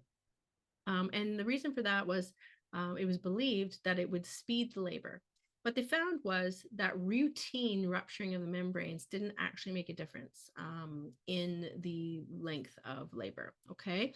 So nowadays, ARM is typically reserved for those women whose labor has maybe stalled out a little bit. It's sort of the first step in the hierarchy of intervention, but the minimal intervention, if that makes sense, to help augment or speed up the labor a little bit if things have stalled out. So rather than jumping to getting an IV in with oxytocin, the first thing your care provider would likely recommend would be artificial rupture of the membranes. The other piece is that they may just offer it as part of your care. That might be part of their informed choice discussion. I know I did that with women. So they would talk to you about the benefits and the risks. If it's done after about 5 to 6 centimeters of dilation, it has been shown to help speed the labor a little bit by about 2 hours, 1 to 2 hours. Okay, so just to be aware of that. And the other thing to note, as it's here on the screen, is that you do want to talk to your care provider about their recommendations should pre-labor rupture of membranes happen with you. But right now, let's chat a little bit about group B strep. So you've probably heard of streptococcal bacteria. GBS is one of them. So group B strep is a bacteria that's found in the lower genital tract of about 10 to 35% of pregnant women. It doesn't cause women or the baby any harm during pregnancy. Occasionally, if there's a lot of the bacteria there, it can cause a bladder infection in women. Now, men can carry it too because it grows in our guts. It's part of the normal gut flora, if that makes sense. We've got lots of bacteria in our gut. GBS is just one of millions of bacteria that's in there. Occasionally, it gets slightly overgrown, so it's a little bit more than average. There's no signs of it. There's no itching, there's no burning, there's no smell, there's nothing. It's not because it's not an infection, it's just an overgrowth. So why we care about group B strep is that a very small percentage of babies, so 0.34 per 1,000 babies, will develop something called early onset GBS disease. And it occurs within about 7 days of the birth if the mother has group B strep. And when a baby has this infection, it can become quite serious. So the rates are pretty low, but if the baby does get sick, it can be serious. So how do we know if someone has group B strep? Well, your care provider is going to be talking to you about the group B strep swab, and it's a swab that is done if it's in the vagina, down the perineum, and just inside the anal sphincter. It's usually done between 35 to 37 weeks of pregnancy. A lot of care providers will let you do it yourself. They'll explain how to do it. And that gets sent off for testing, okay, to see if you're growing group B strep or not. So if you've had group B strep testing done and you're positive, it will likely, that group B strep will likely be there the time that you go into labor. It may not, it's not 100% either way. So if you swab negative at 37 weeks, it doesn't automatically mean 100% that it won't be there at term. Likewise, if you swab positive at 37 weeks, you may actually be negative at 40 weeks. It's hard to know. It's not an exact science, but looking at the research, there's about a 5-week window when someone, if they have group B strep, that it sort of stays in that area. Okay. So what happens if the test is positive? If you're positive, it's recommended that a woman receives IV antibiotics during labor because it can drastically reduce the chance of the baby becoming sick with group B strep. It decreases it. So what if it's negative? No treatment is needed at all. So it makes sense then, if your water has broken before labor and you are group B strep positive or unknown, so if a swab hasn't been done, that you speak to your care provider sooner about getting labor started, right? But if you're negative, then the standard of care is typically that people can wait at least 24 hours before you start talking about induction of labor. But certainly you're going to speak to your care provider a little bit more about group B strep. Just mentioning it here because it's listed on one of the things about if your water breaks, if you're group B strep positive, okay? So birth in pictures. Are you ready? So we're going to sort of walk through these pictures here, okay? So we're going to show pictures of the birth happening first, and then we're going to show pictures of babies right after the birth, kind of what they look like. Okay, so we're going to start now. So the picture on the left, you'll see a couple of things happening there. That is the black part there. That's the baby's hair, so that dark color there. You'll see the care provider has 2 fingers on the top of the baby's head. What they're doing is they're helping to keep that head flexed so it doesn't come up really quickly, because if a baby's head's born really quickly, you can increase tearing. And there will be a point during the pushing phase where your care provider will say, stop pushing. And most people at that point, they're like, are you kidding me? I just want to get this baby out. There's lots of pressure there. But you actually want to stop pushing when they say stop. And you're going to go ha, ha, ha, ha, and just kind of breathe, slowly breathing the baby out, because we know when the head comes out a little bit slower, tearing is decreased. Okay. So that first picture, flexing the head. Second picture, more of the head is coming out. That's the crowning. That's the sort of the widest diameter of the baby's head coming out of the vagina. And that is a very, very fast process. It's not sitting there for 5 minutes. At the longest, maybe a minute. Doesn't stay there very long. And you can see the care providers kind of opening their hand to allow the head to come in to their hand slowly. The next picture, that's the baby's head has come out. So that's that extension, that full extension, and that baby's head is down. You can see they're all squished there, and that's really normal. And that baby, you can see, has a little bit of a cone head. The next picture, the baby has done that restitution. They are sideways there. And you can see the shoulders are kind of like squished in. And again, like, it's just amazing how the baby's body is made in such a way to basically make itself as small as possible to make the birthing easier. You can see in that picture as well just how much things stretch. Okay, so your body, again, the Lord made you to be able to stretch, and then for it to be able to go back to normal. And then you can see there's a little bit of blood on the baby, so that's normal. There'll be a little bit of blood. You can see that vernix again. So again, don't be alarmed if you see a little bit of blood during the pushing time on maybe a couple of the blue pads that are under your bum. And then the last picture there, that's the baby being brought up to the mom's chest. And the first thing they do is just kind of put a towel or a blanket over the baby and just gently rub them to get them to take their first breath, their first cry, if they haven't yet already. And you can see her reaction is that sort of overwhelming joy because of the birth. Now, one of the things to know, we saw in that picture, one of the pictures a little bit earlier, that cord, right? And that cord was fairly long. Sometimes cords are really, really short.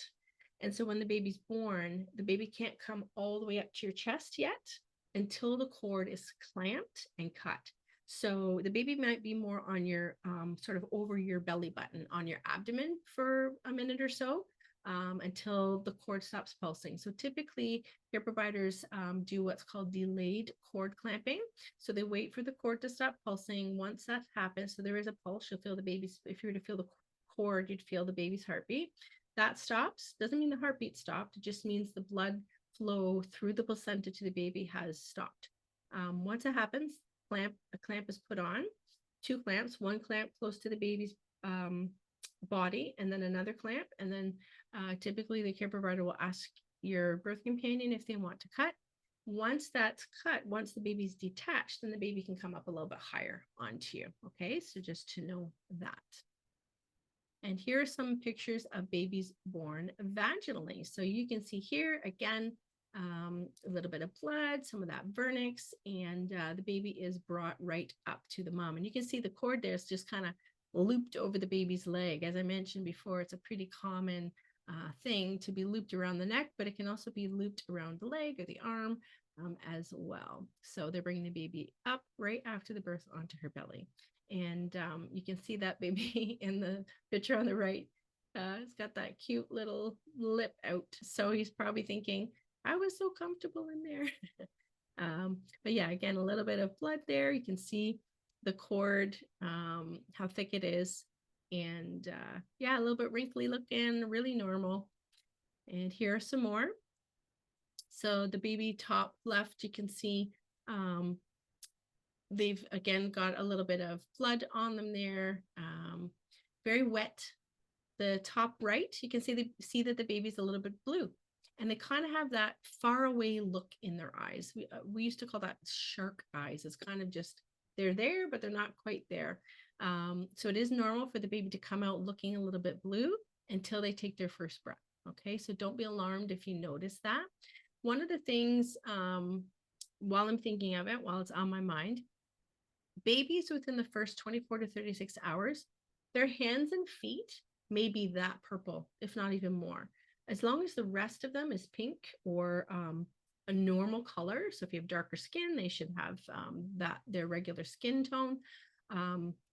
But the hands and feet might be a little bit purple still. And the reason for that is in the uterus, babies are not breathing. They're getting all they need, their oxygen, their nutrients from the through the umbilical cord from the placenta. They have fluid in their lungs. They do practice breathe by, you may have experienced hiccups. You'll feel that regular kind of movement on your belly. That's the baby exercising the diaphragm and letting the lungs increase. As they practice like that, the lungs can grow bigger and bigger. But inside they're not breathing. And so in the baby's heart, there are holes or shunts that bypass the normal circulatory system. So bypassing the lungs, so that the lungs aren't the ones bringing the oxygen. And when they're born, those holes close over. But it takes a day or two for that to happen. So the baby's body knows that the oxygenated blood is important for the brain, the heart, the lungs, that central area, not so much your hands and feet. So if you notice the hands and feet are a little bit blue, but everything else looks like a normal color, you're okay. You'll see the picture there as well. That's one of the clamps. So that is a metal clamp that they're putting on there onto that cord.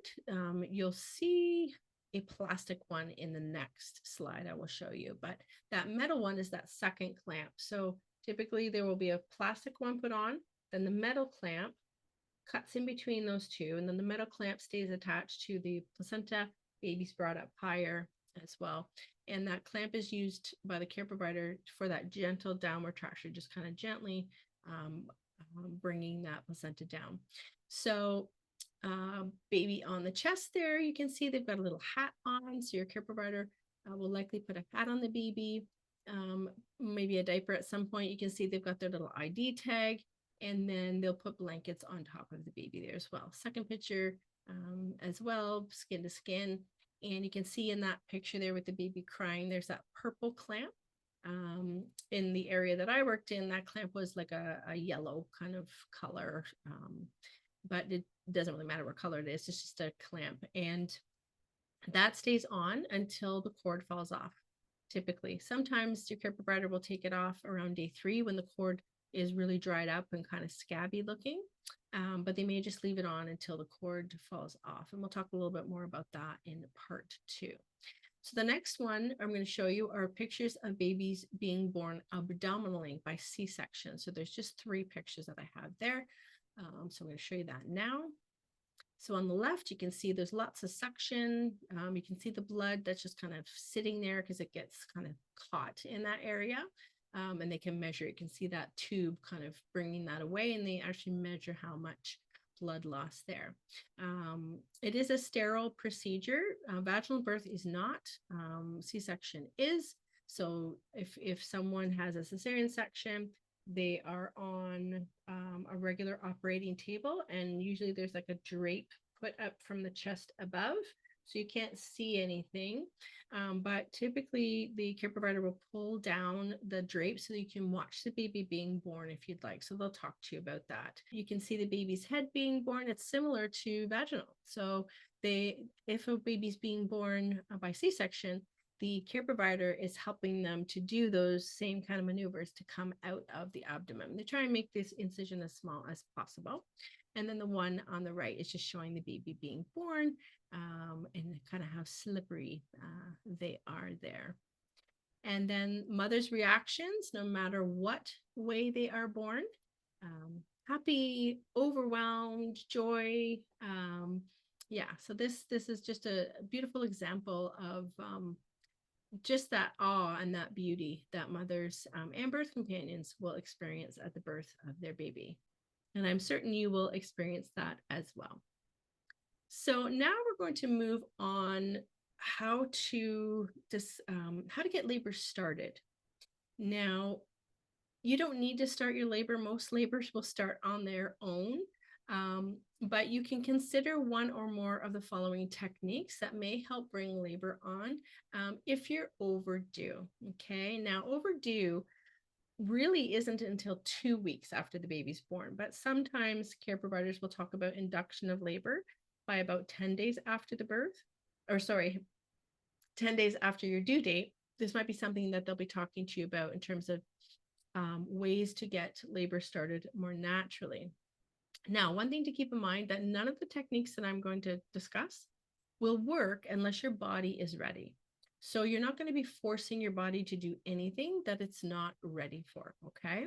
So the first one is something called a stretch and sweep, and you may have heard of this before. This is where your care provider would do a vaginal exam. They might offer it to you, but if not, you can request it.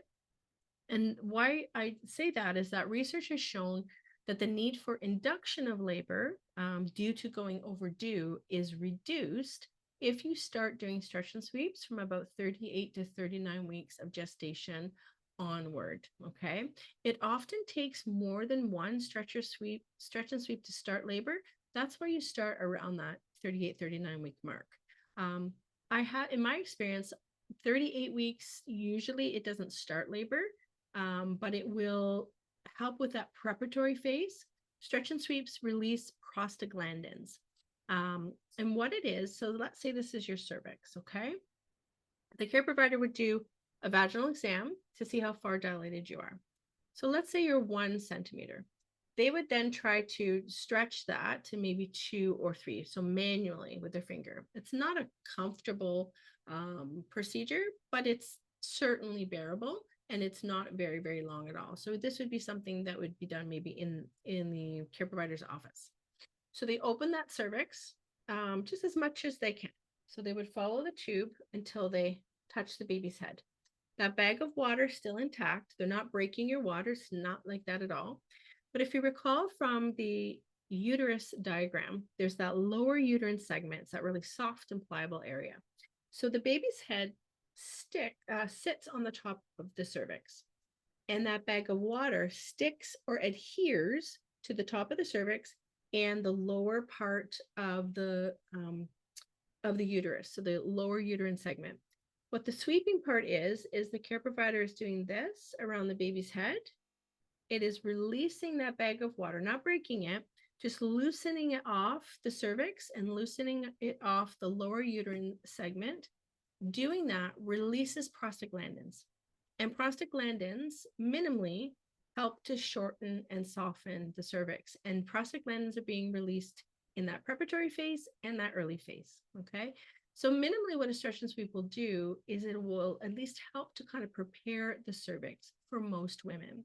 It releases those prostaglandins and gets it prepared. Sex, we talk about that sex can help. Unless your care provider has instructed you otherwise, having sex regularly throughout your pregnancy is beneficial both emotionally and physically. Semen is a prostaglandin, and prostaglandin is what's needed to help soften and shorten the cervix.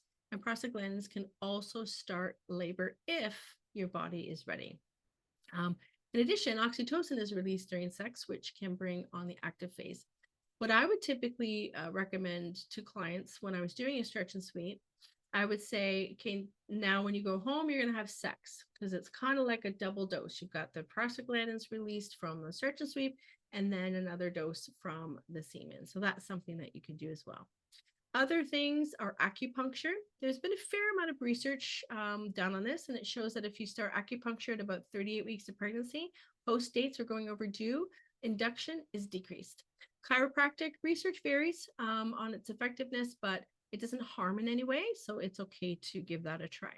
And then dates. So not going on a date, but eating dates. So there was actually a study published in the Journal of Obstetrics and Gynecology. So it's a pretty renowned journal.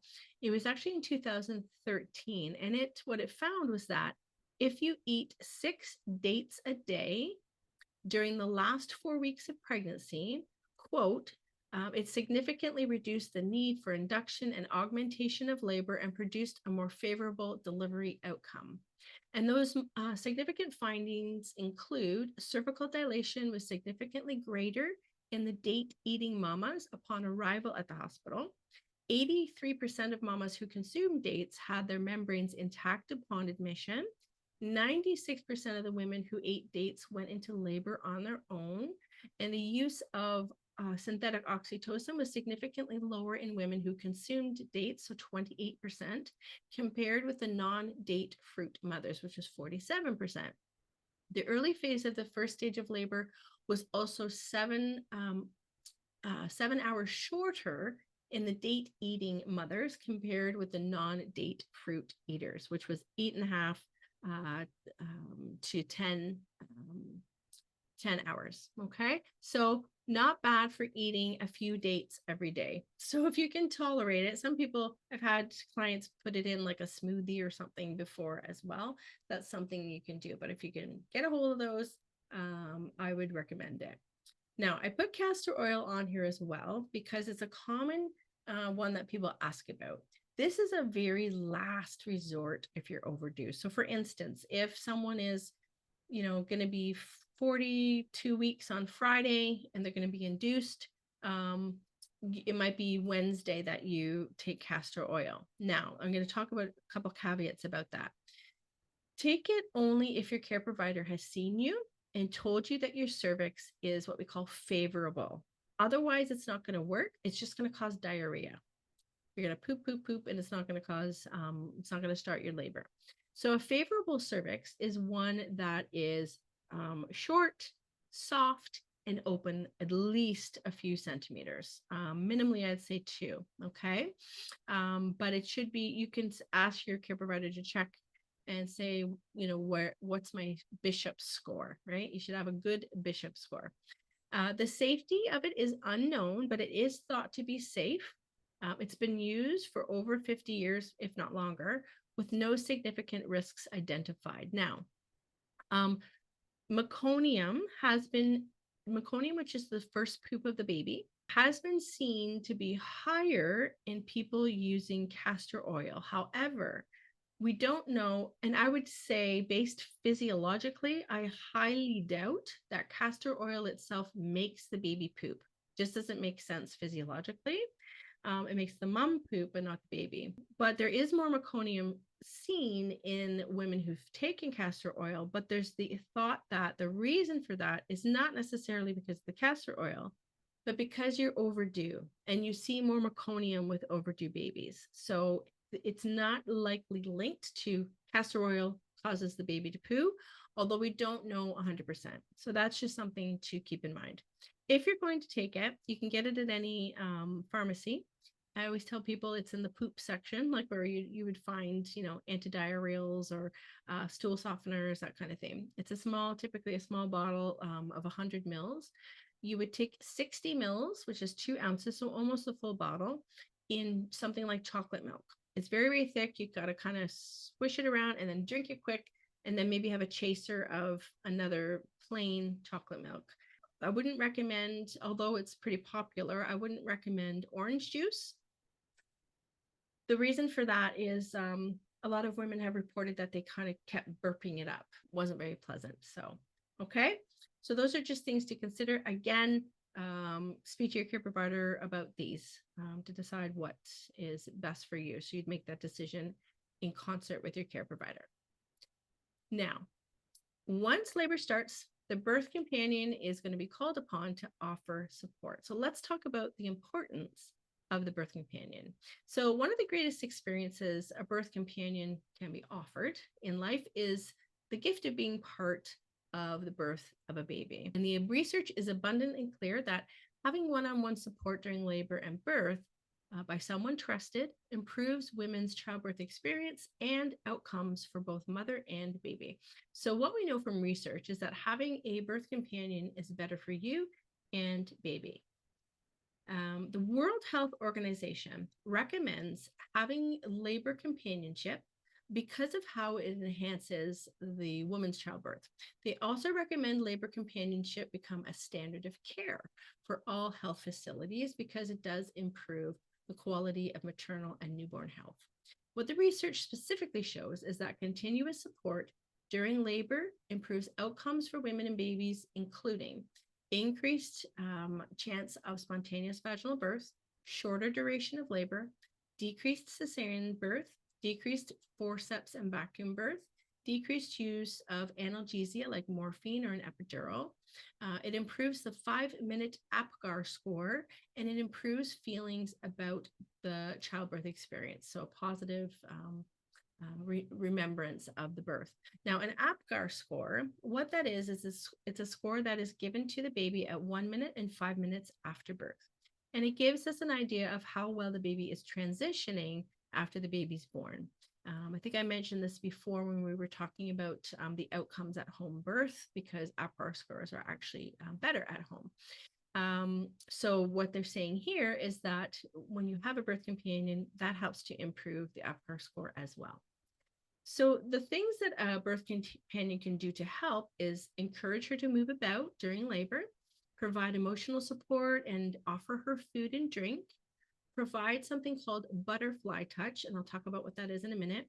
You can also act as an advocate, so speak up in support of her and her birth preferences. You can help to build her confidence as she's going through her labor through praise, reassurance, and your continuous physical presence. And then obviously you're going to help her use the steps of the renewal roadmap, and you're going to use some as well, which I'll go through momentarily. So butterfly touch, I call it that because it's a soft, very light stroke from the fingers, as light as it would feel as if a butterfly were on your skin. And what this type of touch does is it stimulates the nerves in the area just below the surface of the skin, and it triggers a physical response, which can be used as a prompt, and it can be used as deepening and relief from discomfort. And that's because it produces a goosebump sensation. And this results in the release of endorphins. Okay. So those endorphins are those pain relieving hormones. So this picture kind of shows the softness with which the stroke should be. And what you do is you use a light touch with your fingertips. So it can be like this, or the back of your fingernails this way. Okay. Anywhere on the body. It can be from upper arm down. And I would recommend it's just a slow kind of stroke, even if it's there. It could be just the hand, it could be the neck, it could be the shoulders, it could be the legs, whatever. So this is something again that you can practice with her to kind of see what feels good. Now that might change in labor. Sometimes what felt good before labor doesn't so much during labor, and that's okay. You can change things up, but it's good to kind of at least get used to that. And here's how you can apply the renewal roadmap steps as the birth companion. Okay, so respire. You're going to remind her to do her relaxed breathing. You can even count for her. So sometimes I've had clients where the birth companion is doing the counting from 7 in, 7 out. Prayerful breathing. So you might, as she's breathing in, you can say the statement that normally you would say in your head of the prayer, and as she's breathing out, the second statement. So prayerful breathing can happen with you helping. You can remind her to do dandelion breathing, or you can ask her, hey, how's your breathing going? Do you want to change it up? Or are you doing okay? Right? Because then you can remind her how to do that dandelion breathing. You're going to help her recognize and replace any of the negative thoughts or statements that she's having. So she's saying things like, I can't do this, or I'm scared. You're going to take those negative or fearful statements and take them captive and replace them with the promises from God's word. So you can find some of those in the ebook, but certainly, highlight those or put stickies in your Bible of some of those statements that you would like to read aloud. You're going to encourage her to reflect. So you're going to encourage her to listen to the 12:2 scripts and the Haga statements, or just relaxing music as you would with the Rejoice. You're going to use instant relaxation prompts. So hand on the shoulder, that little squeeze, or the arm drop, which I'm going to show you how to do those in a moment. You're going to read and recite. So you're going to read some Haga statements or other content from the ebook that helps bring her a sense of peace and relaxation. Again, read scripture aloud, speak out the promises of God, pray in faith inwardly, and speak your prayers as well.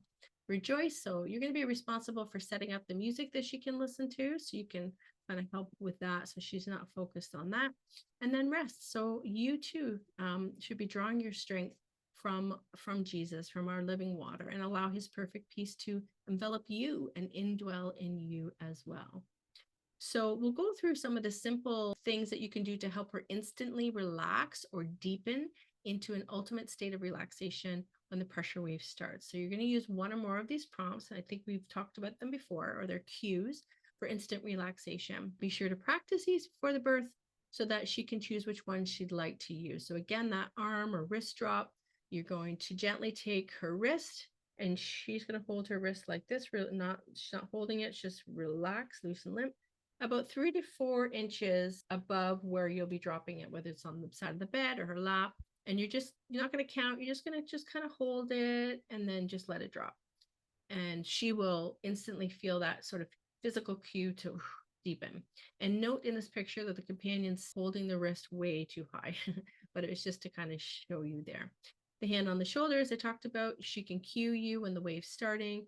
You're going to put a hand on the shoulder, just gently squeeze and let go.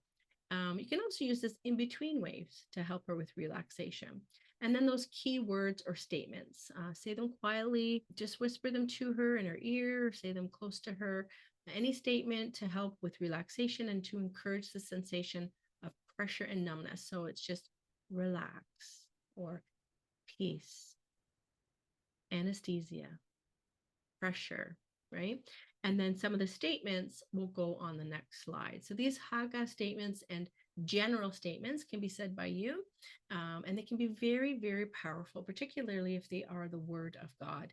They're said aloud off and on every now and then throughout the labor, and they can help the birthing woman's mind refocus on relaxing, staying calm, trusting the Lord, and surrendering. And you want to practice saying these as she's doing her relaxation and breathing exercises before the birth.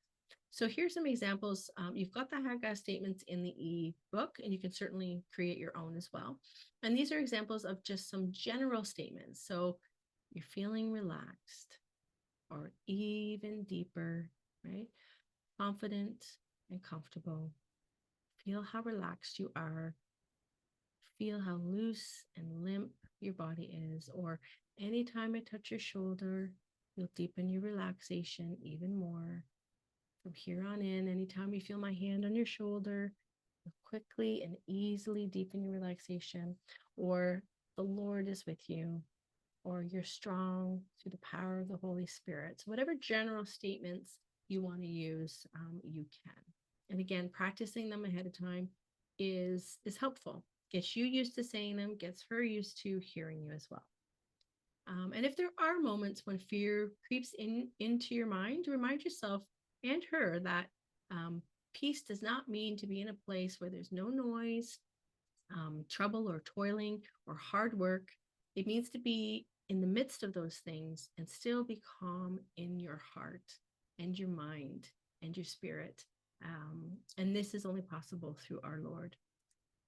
Now, you might be wondering how you'll feel watching and supporting her. Well, many birth companions at times feel a little overwhelmed or awkward, and that's okay.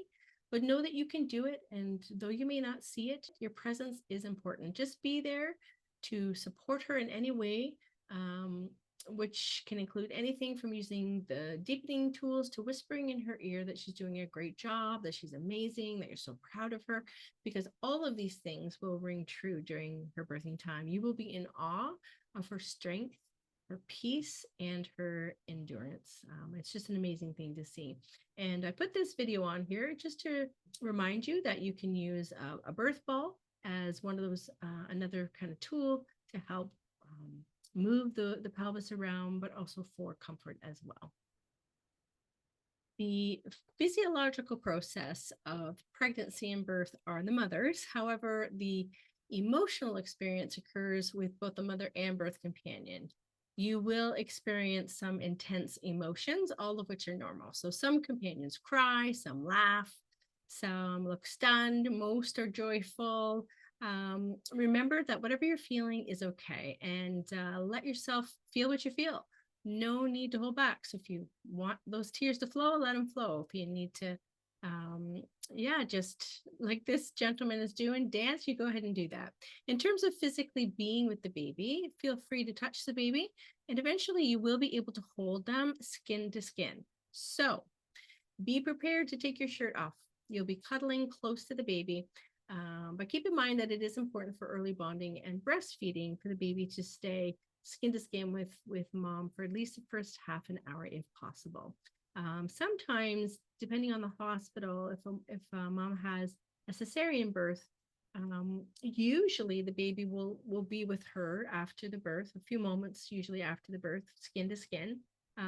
But sometimes at some point they'll have the birth companion go into the recovery area with the baby.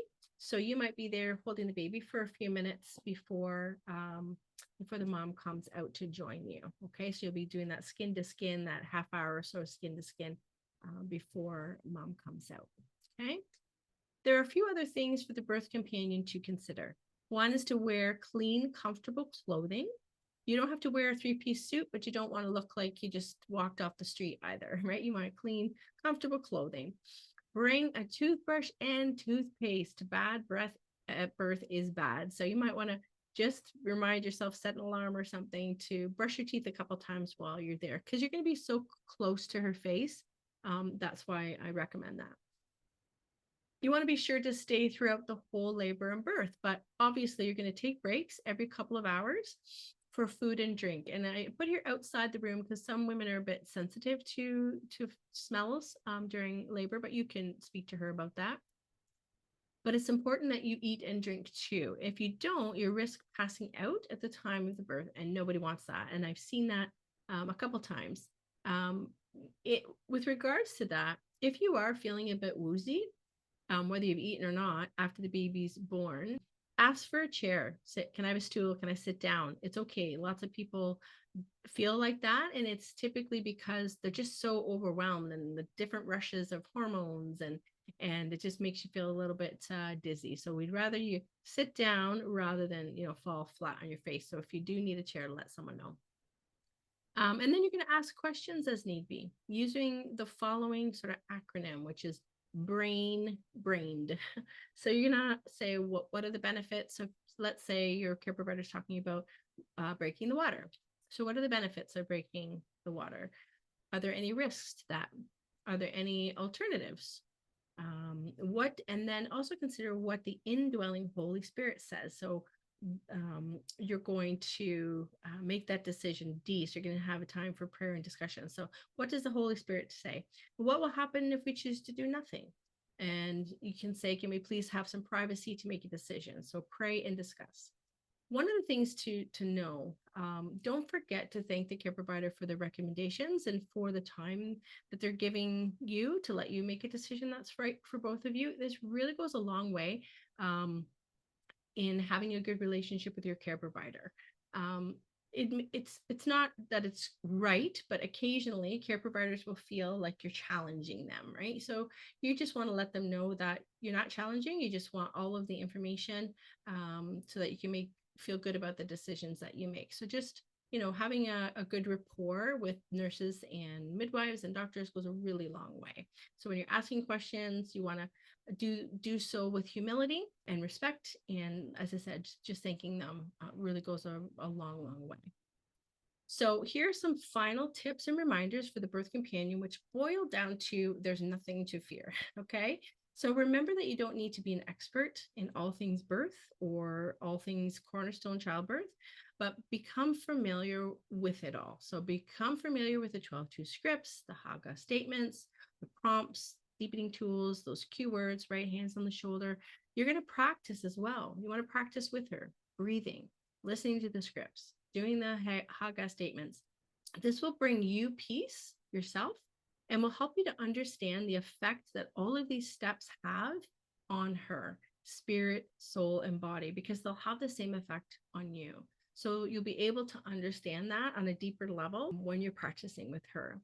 So you're going to practice replacing and reciting before the birth so that when you're speaking and praying aloud, it feels natural to both of you. Okay. And trust the Lord that He created her body and your baby to endure the process of birth, and that He will sustain her and provide His perfect peace and allow her discomfort to be reduced. Again, because of the way that he created our bodies, right? That those endorphins, when we relax, when we trust in Him, when we surrender to Him, those endorphins just flow like mad. I remember my sister's birth, and she's allowed me to share this story. She was doing all of her practice, and she said she wasn't feeling anything, but doing the practice, and it was so neat to see the physiological response to these endorphins. So she happened to be in the bathtub, just relaxing, and she looked over at me and said, "I don't think it's working." I just said, "I'm maybe not," right? Oh yeah, I just acknowledged her. But it was so neat to see her eyes. Her pupils looked exactly like those pupils in women that I had given morphine to in the past. The same exact look, in the moment I was like, oh my word, this is so amazing to see this. And she had her baby 20 minutes later. So, and that I don't think I can do this anymore. Remember, I talked earlier about every now and then you might, right towards the end, you might feel like, I'm done. I want to tag out. That was that moment that she had. And 20 minutes later, her baby was born. So it's just so cool to see how God created those endorphins to work even stronger than synthetic morphine. But anyway, it's just one of the one of the many, many ways that God reveals just who he is during our birthing time. And that is the end of Module 6, Part 1. A lot of information, I know, but you can come back to this module and others, obviously, to refresh your memory on what we covered, okay? As usual, you have some reinforcement to continue doing before our final module. So we'll go through that now. So again, I want you to continue with reinforcing all of your breathing techniques at least once a day for at least 10 minutes a day, okay? You're going to also listen to at least one of the 12-2 scripts per day. Choose whatever scripts that you want. Start off with about 3 to 5 minutes of your relaxed breathing and then start the scripts. And I want you to listen to your Haga statements every day as well. Continue reading your Cornerstone Childbirth ebook up until the end. So you can keep going now until you have completed your reading. And you're going to continue to memorize 1 to 2 scripture verses that bring you peace and security or build your trust in the Lord. Again, using an alarm on your phone so that you're doing it every few hours during the day is a great way to ensure that you're getting that done. And then lastly, again, plan to attend the Zoom session so that you can ask any questions that you might have. Be sure to email me those about 24 hours before the session so that I can review them and have them prepared for you. Okay. And again, before we sign off, I'd like to pray for all of you. So just join me now in prayer. Heavenly Father, I am in awe of how you created us, how you created women to be able to grow babies and to birth them, Lord. And we look specifically today on the birthing process and how our hormones, our pelvis, our uterus, all of these things you created so that we could birth babies, Lord. And even how you develop babies in the womb, Lord, just their skull, how flexible they are, the ability to decrease the diameter of the head, Lord. I'm just amazed at all of these things that just come together beautifully like every other part of your creation, Lord. And I just praise you for that beauty. And I love you for that. And Lord, we talked about birth companions today and how important their role is, Lord. I ask for a blessing, both on the women listening to this, that their bodies, their hormones, everything will work in harmony as you created them to, Lord. I ask that through your perfect peace, that things would go smoothly, that birthing times are decreased, that your presence and your perfect peace are with them in their spirit, their soul, and their body, just working beautifully together, Lord. I just ask for a blessing upon them in that way.